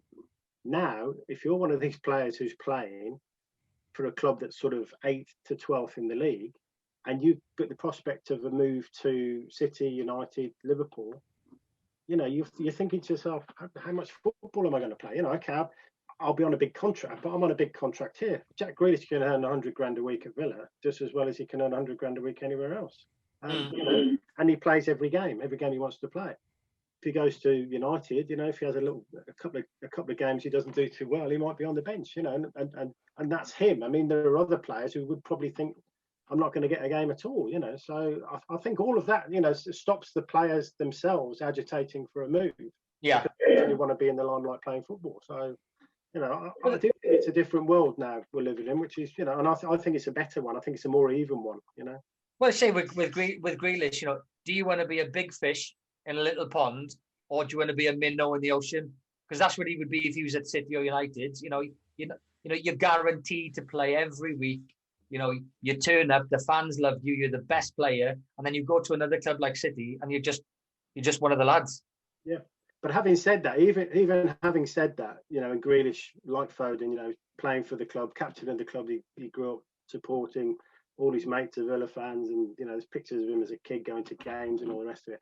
But even with all of that, I do think that if the owners and the manager hadn't sat him down and talked about their ambitions, particularly around about which other players they were going to bring in to play with him and the sort of level of players they were going to bring in to play with him, I think if they'd not met those expectations, I think he probably would have moved. Just for his career, because he's not stupid. I mean, he knows he's more likely to win something at Liverpool or Man City than he is at Villa, certainly for the next few years. And if they'd sort of come to him and said, "Oh, well, we're trying to buy a couple of players from Division 2 and maybe somebody from Solihull Moors," I don't think he'd have been hanging around. But I think they're saying, we're bringing Arsenal's goalkeeper in, and we're bringing in, Watkins, who was a top scorer in the Championship last year, and like your mate Ross Barkley's coming in, we'll get him in on loan. And I think they're meeting his expectations, and I think that makes players happy. And I don't think Jamie Vardy would have stayed at Leicester if once they'd sold Maguire and sold Mahrez, they hadn't brought in very high quality players like Tielemans and people like that to actually say, look, we've still got ambitions to be, a top 4 or 5 club here. And I think, all of those things together mean that players aren't desperate for moves, and maybe that's a good thing, maybe it's a bad thing. I suppose it means that, at least, Man City did have all those English players playing for them, and now, you know, as we were saying earlier, you know, a lot of the sort of best talent now that we're bringing in at the very top of the English game is from abroad. Yeah. So final point then, Ryan, Champions League, how far do you think you'll go this season? Well, it's hard not to be too on the bandwagon, I suppose, and let it get away. But it all depends on the draw. I think if we can overcome that hoodoo, I suppose, of the quarterfinals and get into the semis, good draw, stay away from. I still think Munich, like Andy said earlier on, they went to Lazio and turned up. You know, on their day, they're outstanding. But on form, where I don't think there's many, if any, above us on form in Europe at the moment. Injuries, you know, if we can get Kev and Sergio back on full fitness and firing all cylinders, you know, full strength squad, then we've got to be one of the favourites. I don't get me wrong, I'd love to have European glory because I think everybody bangs on now. Yeah, but you haven't won the Champions League though, you know, and that's almost something we need to shake off now. As much as, you know, I think the bread and butter is the league trophy every year. That's, you know, for me, priority. European success would really put City as one of the big hitters, you know, amongst several English clubs and European clubs, and really at the top table. Because I think we're not quite invited to the party in some discussions yet because of that lack of Champions League success. I'm sure Ryan, you'll make the Hall tender. Yeah. The thing about City not winning the Champions League, to come out of Wembley.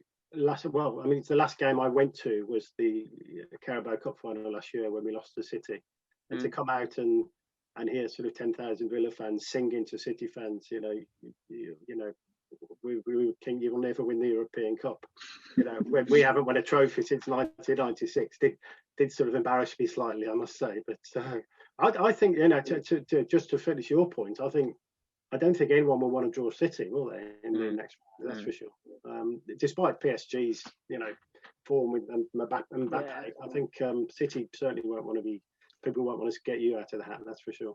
No, I mean, you know, it's Champions League football at the end of the day. Anybody can turn up, like what happened last year. You know, we got odds on to go through, and we got knocked out. Just as much. We can go through and overcome giant. You know, the Real Madrid victory for us last year was phenomenal. You know, when you draw Real Madrid, you're dreading it just because of who they are.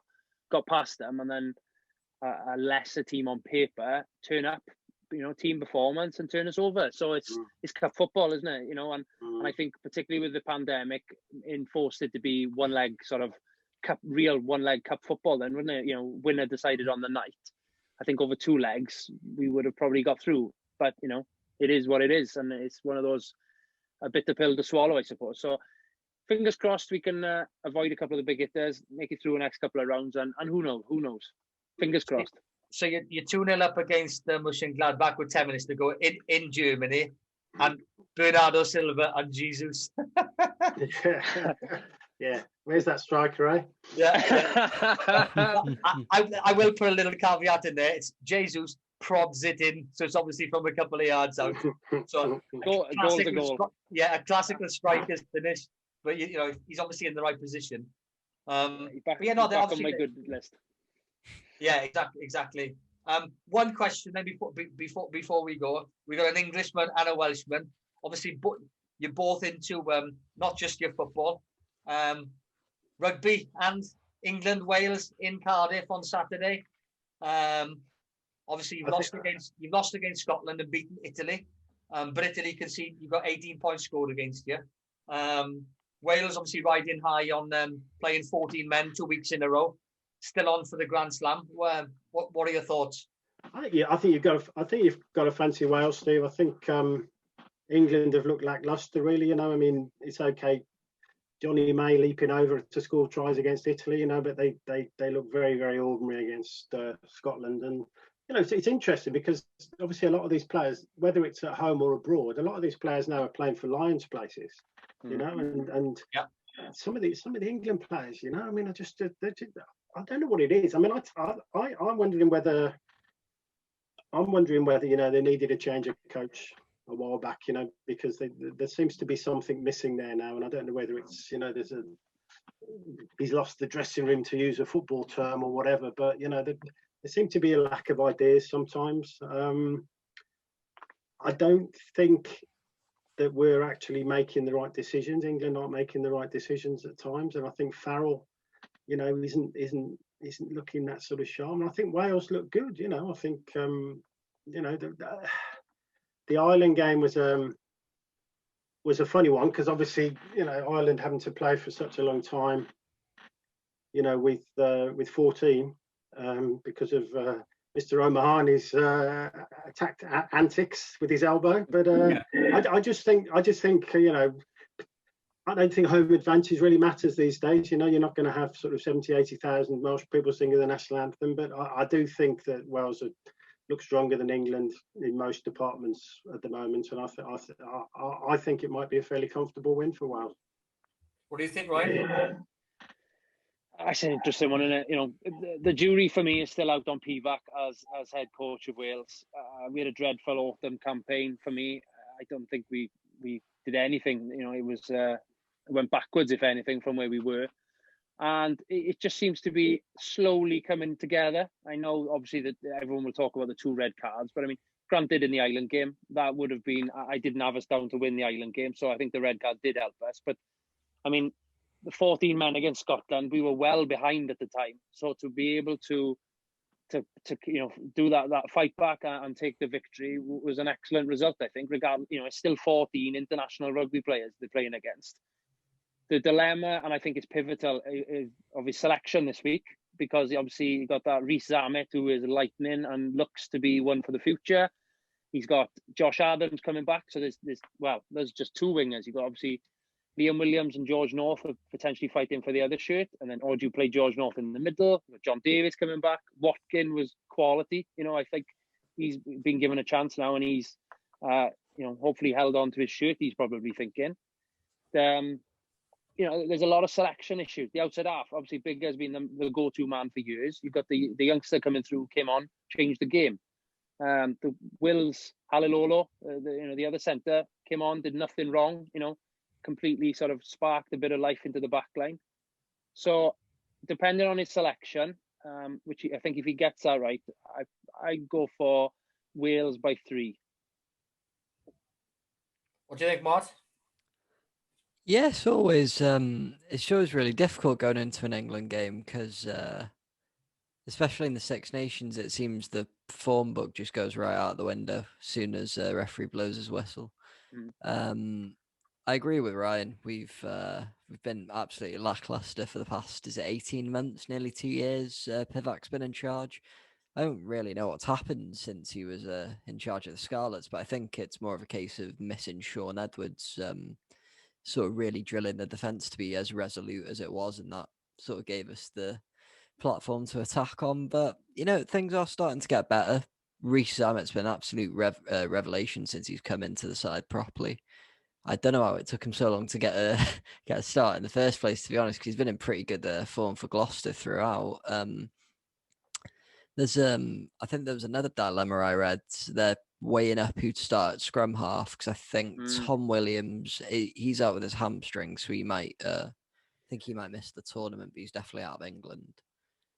Gareth Davis, of course, there was that miss pass, the weird kick, wasn't it, against Ireland? But still really rate Gareth Davis for his form for the past few seasons, especially for Wales.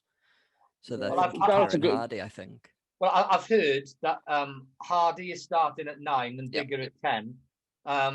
Williams is at full back because Halfpenny's out because of his concussion protocol. And they've got Jonathan Davis, Foxy's back playing at inside centre with North.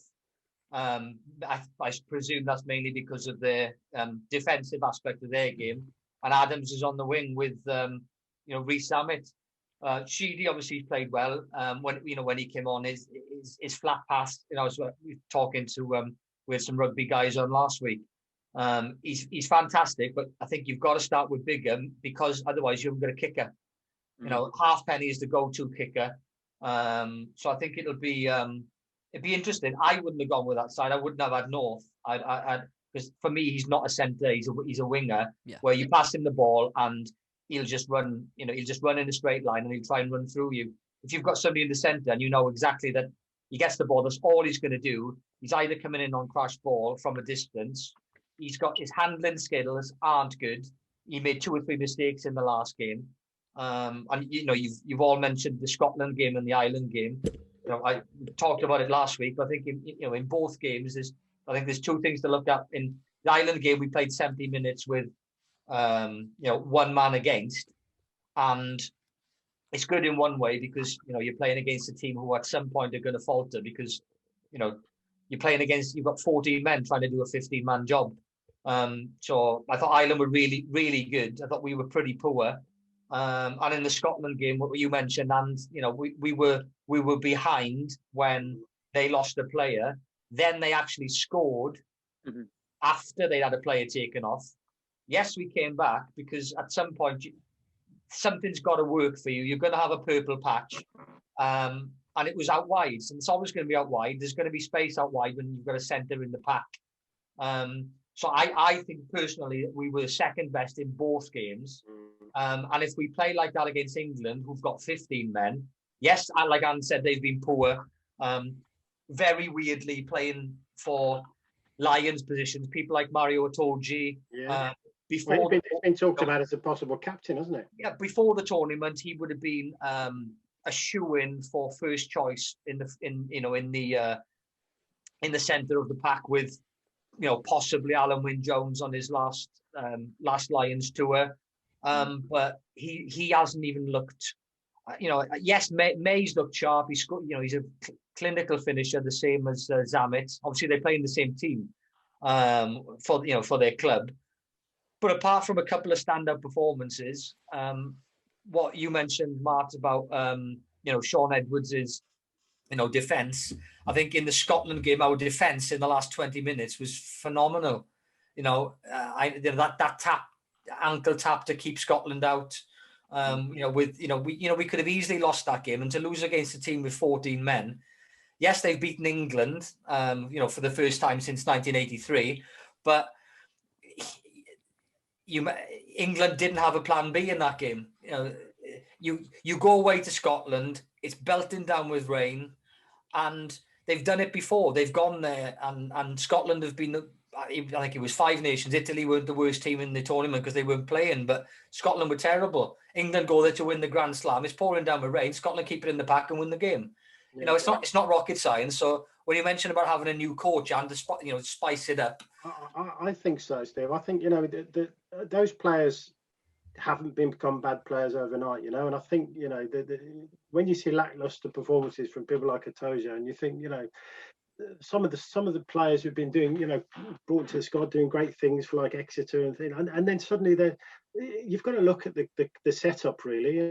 There's got to be they always talk about if you're a manager or a coach you can influence. If you're a national manager, it's not about signings, but you can influence the game in terms of selection and tactics. And you just get the impression that there's something not right there with England. You just sort of feel that whether the players and Eddie Jones, whether there's a disconnect there between them, but they don't look happy. They don't look happy. They're not playing happy rugby. They're not playing. Everybody's expansive against Italy, but they don't generally in the games against the other nations in the Six Nations. They don't seem to be playing sort of expansive rugby. But can I just point out that I'm from an Irish family, and much like you said about Brighton in the Premier League, I think Ireland are in a false position in the table. Yeah, no, they're playing well. They played well against us. I think they were unlucky against France. France at the moment. You mentioned expansive rugby. It depends. France could come to us. No, in fact, we play France on the last game of the season. They could beat us by 40 points because they're playing at home. And the way that we're playing at the moment, they could easily beat us. If they're on their day, if they've got all their players back from COVID, they could easily beat us. But it's the problem with France is they don't travel well. But when they played against Ireland, they beat them by, I think it was 2 points. Yeah. Ireland played really well. Yeah. They were just, it's the luck of the draw. It's the ball going to hand. It's the decision making of the number 10. Sexton's a great number 10, and he's very reliable. Yeah, But, they missed him in the last game, didn't they? yeah, you know, it is. It's so. I did think though some of those substitutes coming off the French bench against Ireland, it did remind me when I took my daughter to see the BFG and the huge monsters with the clubs out in the woods. I mean, some of the French players that were coming on were like, even by rugby standards, were like extraordinary. They were just like sort of barn doors coming off the bench. Yeah, they've got a couple of 19-stone second rows. I think one of them, again, I'm not sure of his name, but one of them came up. He played against Wales, and he got sent off for punching somebody. Huge 19-stone second row guy. I mean, he was off within whatever. I think he came on as a sub and got sent off. But yeah, no, they've got some huge guys. But can they last for 80 minutes? Because when they bring them on, they call them game changers, don't they? Yeah. Game finishers. They call them finishers now, not substitutes. So they finish the game with 20 minutes to go. Because it is a 19, 20 man game now. It's not just 15 men. Yeah. But it'll be interesting. So going back to the Wales England thing, from an English perspective, obviously the Italy result is sort of, it's hard to read much into that really. But I think if England were to lose to Wales by more than the 3 points that Ryan suggests, if it becomes a sort of not comfortable, you don't get comfortable in Test rugby, but if Wales win it sort of fair and square, 7-10 points, I think there are going to be some questions asked about Eddie Jones. I think he may just about stayed his welcome in that position. I agree 100%. Because what you've got to remember is if Wales beat them, they've got Ireland and France, haven't they? Yeah. After that, and those are probably two. On form, they're the two teams that are playing the best. Scotland beat England, but they lost against us, and Scotland might be in a false position. They could easily lose their next couple of games, apart from the Italy game. But I'm with. I suppose I'm with Martin and Ryan with Wales. The form book doesn't really turn up when you're playing against England. We've won comfortably some on occasions, but we've lost badly, on other occasions. So it's form doesn't count in that game. Wales. It's always been a mindset with Wales. If we beat England and lose against everybody else, it doesn't matter. Yeah. In rugby, that's always been the case. If we lost against Ireland, or if we were on the way to win, the Grand Slam, it doesn't matter. Or if we were bottom of the table and we were playing against England, as long as we beat England and we were bottom of the table, it would be a victory. Even when we were world number one, last year, if we'd lost all of the Six Nations but beat England, we wouldn't have cared. It's a weird Welsh thing in rugby. It's not the same in football, and it's not the same in any other sport. It's always been, Wales, they're the little team. They're the small country next to England.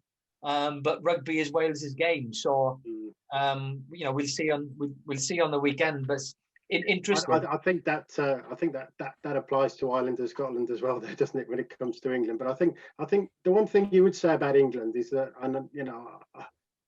I think one of you guys said, that it's very hard to predict sort of Six Nations rugby. Any side on the day can put in a performance, and you've got to say there are some very, very good players in that England side, and they can't play as badly as they did against Scotland in another important match. Surely there's going to be a performance from some of those guys. So I just think that there's something fundamentally wrong there, and that another coach will get better performances out of those players. There's no way England should be performing as badly as they are, given the number of professional clubs there are and the number of players they can choose from compared to the other nations. The money behind it, there's absolutely no way they should be performing like that. And yet, if it was football, Eddie Jones would have been gone by now. I totally agree. Sorry, Steve. It's interesting, and perhaps I think we've all got our hands on our hearts a little bit too much, because the bookies have got England odds-on favourites to win the game. They're 5-12 on to win, and Wales 11-5, just over 2-1, which has blown my mind a little bit. I think there's money to be made this weekend. No, yeah. I think we didn't touch on it. We spoke about it in depth last week because we had a Scottish ex-pro footballer on, and we were talking in depth about the rugby, and I was saying to both of them, one thing that I couldn't understand was every year, it doesn't matter who wins the Grand Slam. So 2 years ago we won the Grand Slam. 6 months later, England are favourites for the Six Nations, and it happens every year. It doesn't matter who wins. You know, you could have France winning the Grand Slam 2 years in a row, but the following year, England are favourites for the Six Nations. And I think the general consensus was, it's a lot of it's down to the media. You got John Inverdale, on the BBC, let's talk about England when, England aren't playing until the following day. There's a lot of hype, there's a lot of hype involved.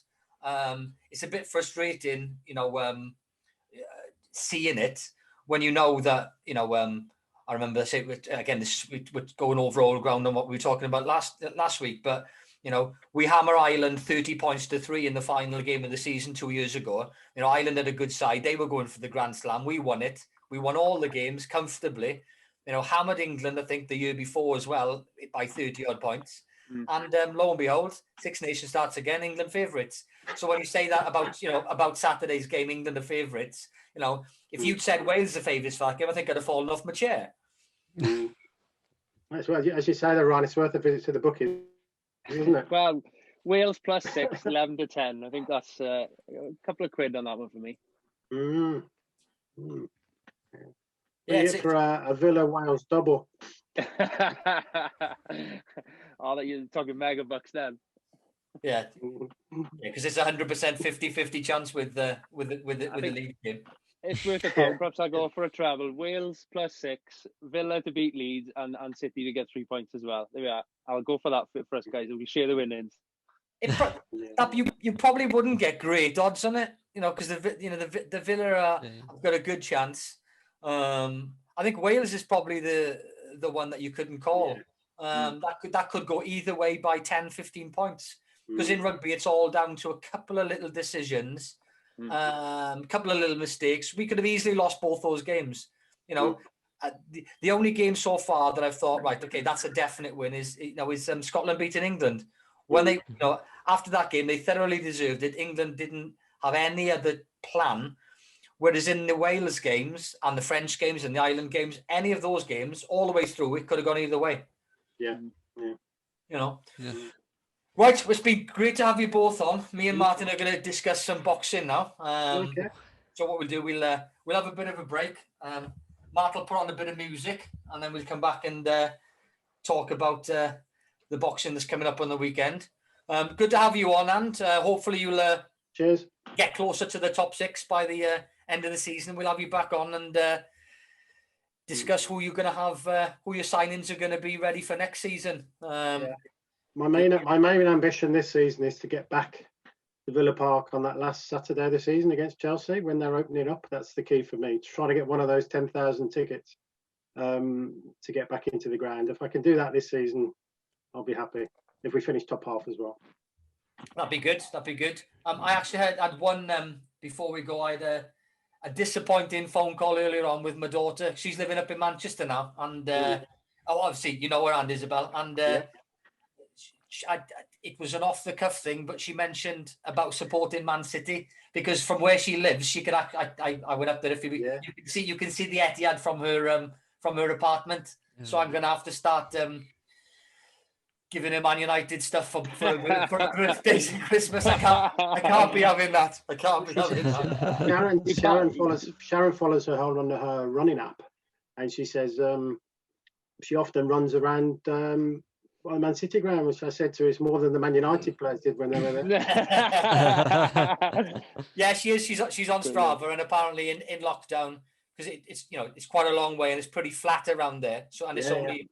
I think it's 5-10 minutes away from where she lives, so it's but it's still disappointing. But so thanks for coming on, and Ryan, same.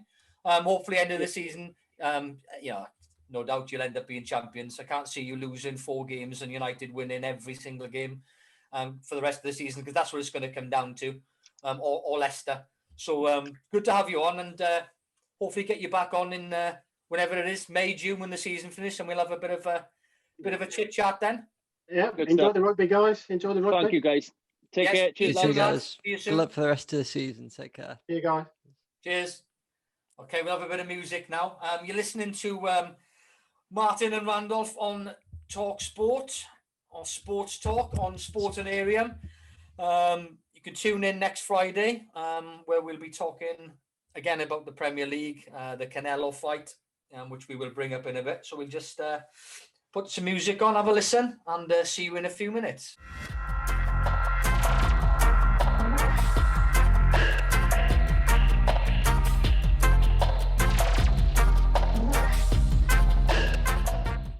So welcome back to Randolph and Martin on Sports Talk on Sportanarium. What's your Twitter handle, Matt? It's Martin DSM Cymru. So yeah, that's all one word on Twitter handles, isn't it? I've gone through about I can't honestly tell you how many Twitter accounts I've had that have been taken down just for not swearing and stuff like that, but it's mainly people give you shit and you have a go back, and then you seem to get your accounts taken down and no one else does. So I gave up with it for a while, and then started doing the podcast and brought on sport, and I was like, oh god, got to behave myself now and get a bit of a social media presence going. So if you want to follow Matt on that, I'm Randolph _199. Where it's mainly we talk about sport, but a bit of banter with the football lads on Sportanarium. So what we'll do, we'll crack on. Last Saturday's boxing match, we had Josh Kelly up for a European title. Lost quite comprehensively in 6 rounds. Looked very good to start off with. My question to you, Mart, obviously it's in a roundabout way about the fight. A lot of these boxers now, they seem to be getting pushed to have title fights. Kelly being one, he's 10 fights. 10 fights. You're learning the trade. You're being thrown in against, a wily professional who's, he's number 6, number 7 on a couple of the world councils. And he's been beaten comprehensively. He's only had 10 fights. Do you think that a lot of these boxers now are being pressurized and pushed into these big fights very early on, like say Conor Benn, and that's just 2 that come to mind, way before they should be? Yeah, definitely. I would. It's interesting you said that, because I think it was the day before, actually, on the Friday night, Welsh lad called Gavin Gwynn came up against Sean McComb. That was for it was a Commonwealth title. I was calling it the British title all week, but I think it was actually the Commonwealth belt they fought for. And again, McComb, I think it was his 12th fight. He was 11-0 at this time. Massive, massive favourite with all the bookies. I think I actually picked Gavin to win on points. He got it was referee stoppage because McComb turned his back on him. The referee just waved that off. But I had him 5-1 to win on points, I think, and much more experience. Fought for the British and the Commonwealth title on 2 occasions, I think, as well. So I think a lot of the time the hype does sometimes get the better of these young fighters, and especially when you're with a bigger promoter like MTK, isn't it? With McComb. I'm not too. Josh Kelly's with Matchroom, is it? Yeah, that's it. There's only you've only. So they're always going to get the hype behind them, aren't you? And it just. And they start. You mentioned them too. They're starting off in the career 5-10 fights. Conor Benny's there obviously because of his name, because of his dad. And there's big talk. There was big talk before the fight of him fighting Josh Kelly if Josh Kelly was a European champion, and Ben's, I don't know how many fights he's had, but it's still you can count them on a couple of hands. 5, 10, maybe slightly more. But he got dropped. He came back and won, but he got dropped. 2 or 3 fights ago. I think it was against the French guy. But I just can't. I know they're trying to hype up fighters. You can hype up a fighter, but you don't put them in with, ex-world contenders after you've had, there's the exception to the rule, like Lomachenko, who won a world title after 4 or 5 fights, and the second one and the third one and so on. But that's a different level. You've been to the Olympics, you've done well in the Olympics, you've had 10 fights, you've got your whole career ahead of you, and now there's potential of Josh Kelly, he's got a good chance of a world title in the next 12 months, 18 months. I've looked at the rankings, and Josh Kelly now, he's lost. And you've got Errol Spence, Terence Crawford, Manny Pacquiao, Keith Thurman, Sean Porter, Danny Garcia, Mickey Garcia in the top 15. Sorry, those are in the top 10. And there's I think Virgil Ortiz is fighting in a couple of weeks against Morris Booker. They're two of the top 10, who I haven't even mentioned from one of the other divisions. So you're probably talking 15 or 20 guys there who've got 25 plus fights. A lot of them have hardly, most of them haven't even lost a fight. You've got a couple, obviously, Pacquiao and Porter, but some of those guys are 35-0 and 37-0. Yeah. You're talking about somebody who's had 10 fights. You hype somebody up to European level, and he's gone and lost at that level. You can't go talking about a world title fight in 12 or 18 months, especially that top 10 there is probably the strongest division of any division. They've all won world titles pretty much, apart from two people that I've never heard of. But it's just, I can't see what, obviously you can see what they're trying to do, to get him a bigger fight but he hasn't ruined his career, but that's going to set his confidence back a lot. Definitely. It's like that top 15 you just rattled off there. It's like murderer's row, and you want to protect one of your prime investments. He's a young, hungry fighter. His style as well, it's going to attract a lot of casual fans in as well with his movement, his footwork. I think pretty good looking chap as well, so you're going to get those sponsorship opportunities coming in. Yeah, it is just too much too soon. You see it a lot of times with young footballers. You see a hell of a lot in mixed martial arts nowadays. A lot of sort of young fighters, especially in the UFC, they'll get a shot at a ranked guy way too early, or say they'll be a kickboxer. They haven't really trained much, say sort of ground game with their wrestling or the jiu-jitsu. They'll get matched up against someone who can take them down. They're just out of the depth completely, and it's like, oh, okay, this guy we thought was going to be the next killer, the next John Jones, he's completely beatable. We've just exposed him like that. I'm not saying Josh Kelly's been exposed at all, but and some of those UFC fighters that you just mentioned have only had like 4 fights or 6 fights, and then the octagon on pay-per-view, like 3rd or 4th down. It's crazy. They had 4 fights. It's just unreal. Well, CM Punk as well, for example, he was I say a professional wrestler, as in WWE pro wrestling. I don't believe he wrestled in college or anything like that, but I think he had maybe a year or 2 years training, and he that was more of a publicity stunt, I think. But again, like, how can you get that how can that be a professionally sanctioned bout to begin with? What athletic commission or governing body is signing off on that fight happening? You've got to ask yourself that. Second of all, how delusional is the promoter? If you've got to be realistic with your stable of fighters, I think, and see, okay, this guy, he can be a decent journeyman. We can make a good bit of money off him on the way up, maybe, and you might sort of get to British title level, European title level, intercontinental level, but you'll sort of have an idea. I imagine I've never pro at the boxing fight. I've never bloody been in the boxing gym, so you have to imagine they sort of know where the fighters' limitations are going to be, and you don't. How do you pronounce his? Now I've been trying all weekend to pronounce Avanesyan, David Avanesyan. Sorry, that's that beat Josh Kelly. Avanesyan, like he's been champion for. Has he defended his belt a few times at this point?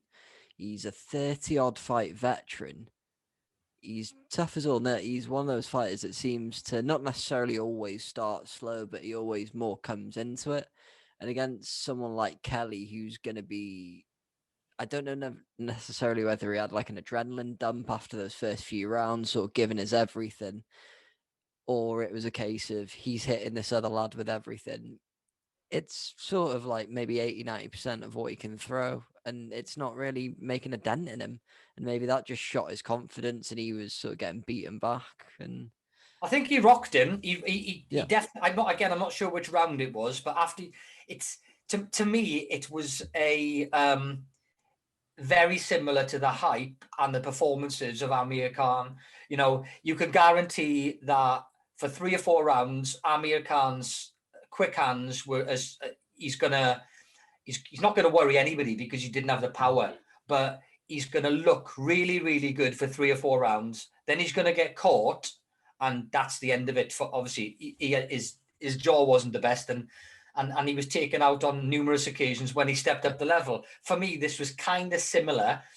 Kelly was very, very sharp, very, very good for 3 or 4 rounds, looked great, but then one big punch from Avanesyan, and it's good night. Yes, he lasted a couple of extra rounds. He was clinging on for dear life, but the experienced fighter, he literally, as you said, he came at him for 6 rounds. His engine was, of a European and a world-class level. He just keeps coming. He was rocked badly, and then Kelly went in for the kill, but he kind of shook it off and just kept coming. And in the end, as you said, I think he ran out of ideas. You can move and you can hit, but if you're hitting somebody and they just keep coming and they keep coming, like a Canelo, then, and this guy's lost 3 fights, so potentially you're talking about a guy that in 18 months' time is going to win a world championship, to losing against a guy that's lost three fights. He's 127 and he looked a decent fighter, and it's probably put him up the rankings. I think he's 10th in the WBO. He's not in the top 10 of the Ring magazine table. So, he's a decent level fighter, but, let's see, if he goes now and fights somebody in the top 10 and loses, well, then that really shows where Josh Kelly is, Yeah, I think it's been quite a year for these sort of big underdog upsets. There was Lomachenko and Teofimo Lopez. Yeah, that's a couple of months ago now, wasn't it? Was that last year? Actually, thinking about it, yeah, a few months had just blown by. It was end of 2020, I think. It's probably about 6 months ago. But then the only difference with that is, Lopez was, on the periphery of world championship level. Yeah. Again, I'm not 100% on his record, but he's never lost. But I think he was like a 20+ fighter, and he'd fought people, whereas Kelly's fought nobody. And then within, on his 10th fight, he'd had 9 fights. He's fighting for a European, and as you said, you've got to be, if you've ever been a sports person of a decent level, just to be the best in your county at any sport, you're really good. When you become the best in your country, out of whatever it is in the UK, 60 million, or Avanesyan, or any of the Americans, if you're the top in your country, you're on top of the world in your mind. You're the best in your country. But then you come up against somebody else, and you no matter what sport or anywhere in life, somewhere at some point you're going to come up against somebody that's better than you. And if you've only had 10 fights, if you're not at that level and you're thrust in, you're going to come up short. Yeah, definitely. And I don't know why they gave him the fight so soon, considering do you see his last fight with, was it Winston Campos? Really didn't look as sharp as I thought people were giving him credit for. I want to say he knocked him.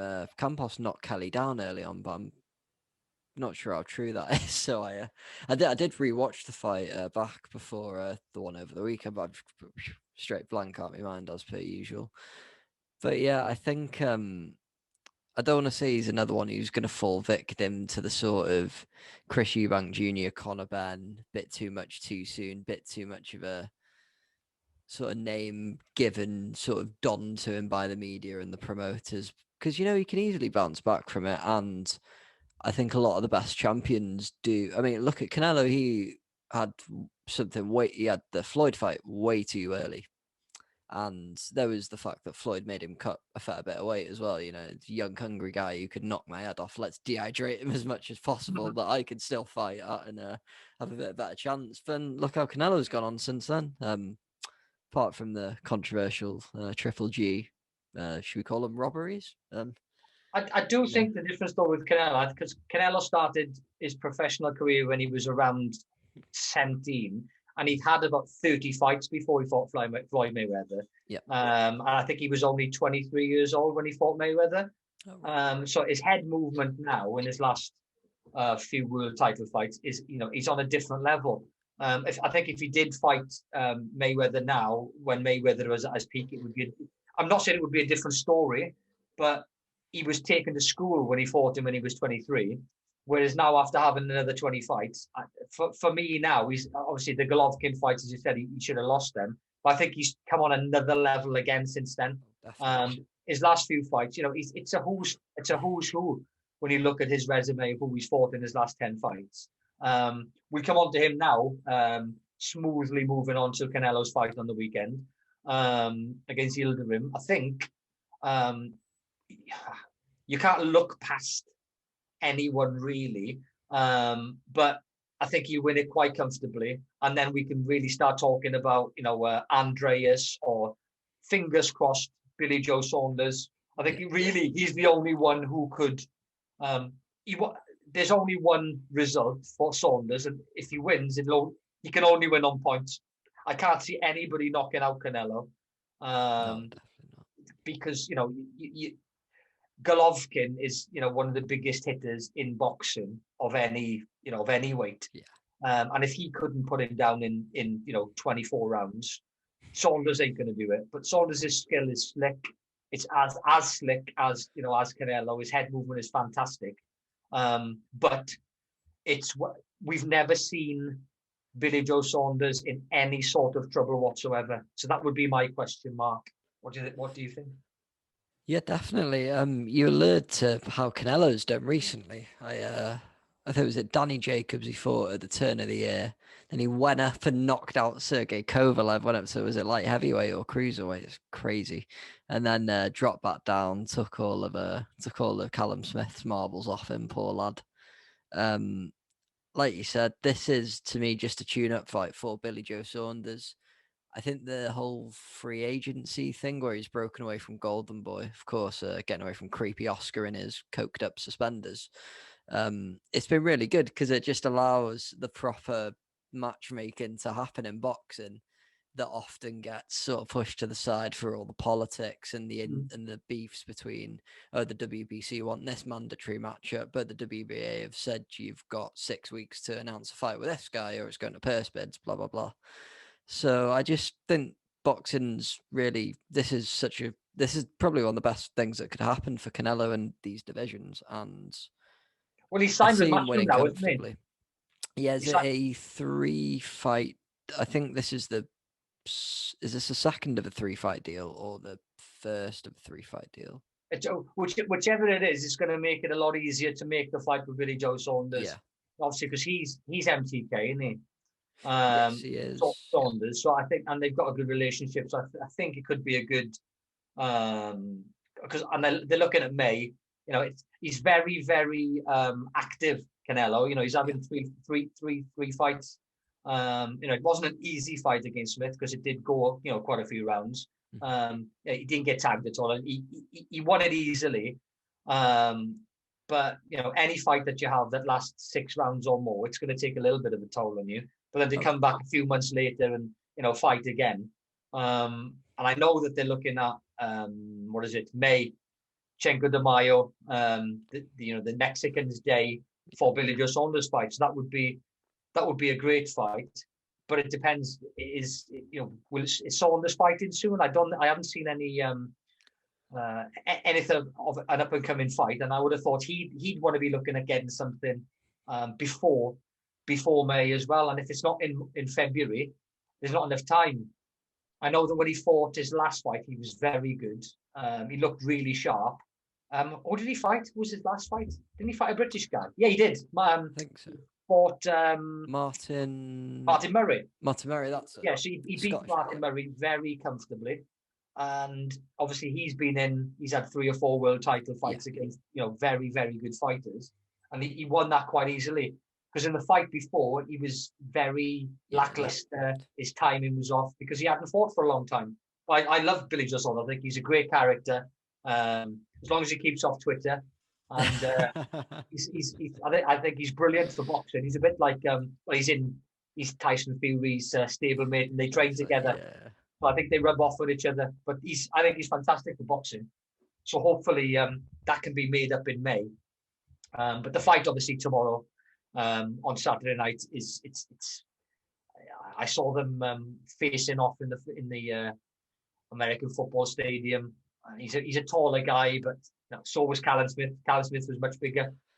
Yeah. But I don't think it's not going to worry him. I'm looking past that fight. I'm looking forward to hopefully the Billy Joe Saunders fight in May. Definitely. I mean, the only time I've seen Yildirim before was it's World Boxing Super Series. I think they called it the Ali Trophy. He lost to Eubank Jr. I think it was a semi-final match. So I'm sure he's improved since then. But I think he lost his last fight, and he was the mandatory challenger for this one. I don't think he's actually won a fight since maybe 2019. I'm not entirely sure. You'll have to fact check that. But I just really don't get how people can get made a mandatory challenger. I don't get how anyone can get a title shot off a loss in general, but how can a sort of organisation order like, yeah, he looked a bit rough last time out, but I reckon on another day, crack of the champ, he'll do it. It just doesn't really, I don't see him getting past 6 rounds, maybe, possibly less, with how active Canelo's been as well. Yeah, I don't know much about him as same as you. But if he lost against Eubank Jr. in this, obviously in the semis, he went on to beat was it George Groves? I think Groves beat Eubank, didn't he? Yeah, he beat him, didn't he? So he's another one that's his name has taken him further than his boxing ability justifies. But no, you're right. World title fight. It should be somebody in the top couple. To make it mandatory, and if he's had a couple of losses, he shouldn't really be there. And if it's a tune-up fight, then it should be a tune-up fight, and your titles aren't on the line, and it's giving him probably a decent payday. But yeah, it's just a tune-up fight, ready for May. So it'd be interesting, but I probably won't get up in the middle of the night to watch it. No. Look at it on the next day. But yeah, no, it's been good. Any interesting fights coming up on UFC MMA?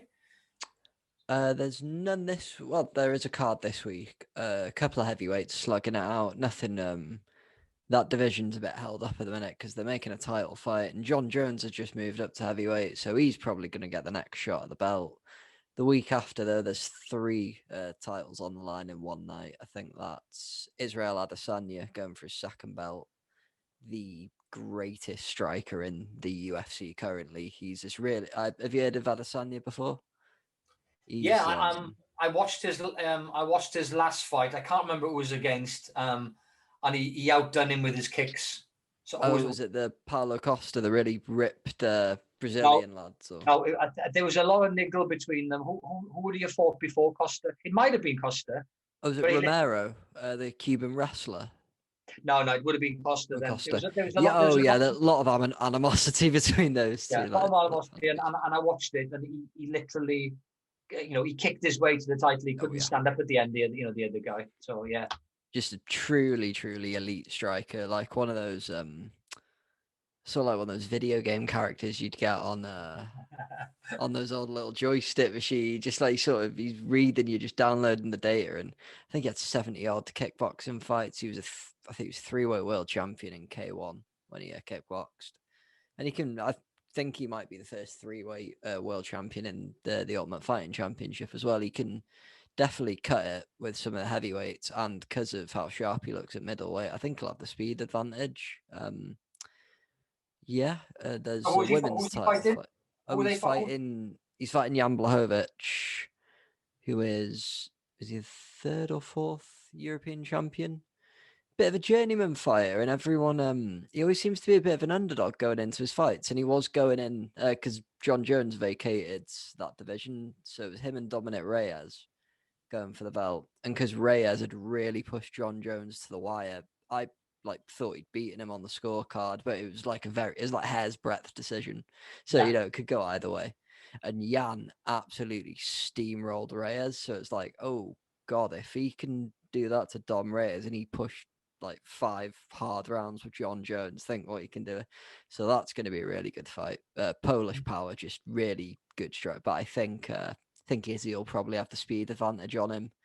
And I like Jan though. He reminds me of one of those sort of old Eastern Bloc Russian boxers from the 90s, sort of big, powerful, sort of bite down on your mouthpiece, head down, marching forwards.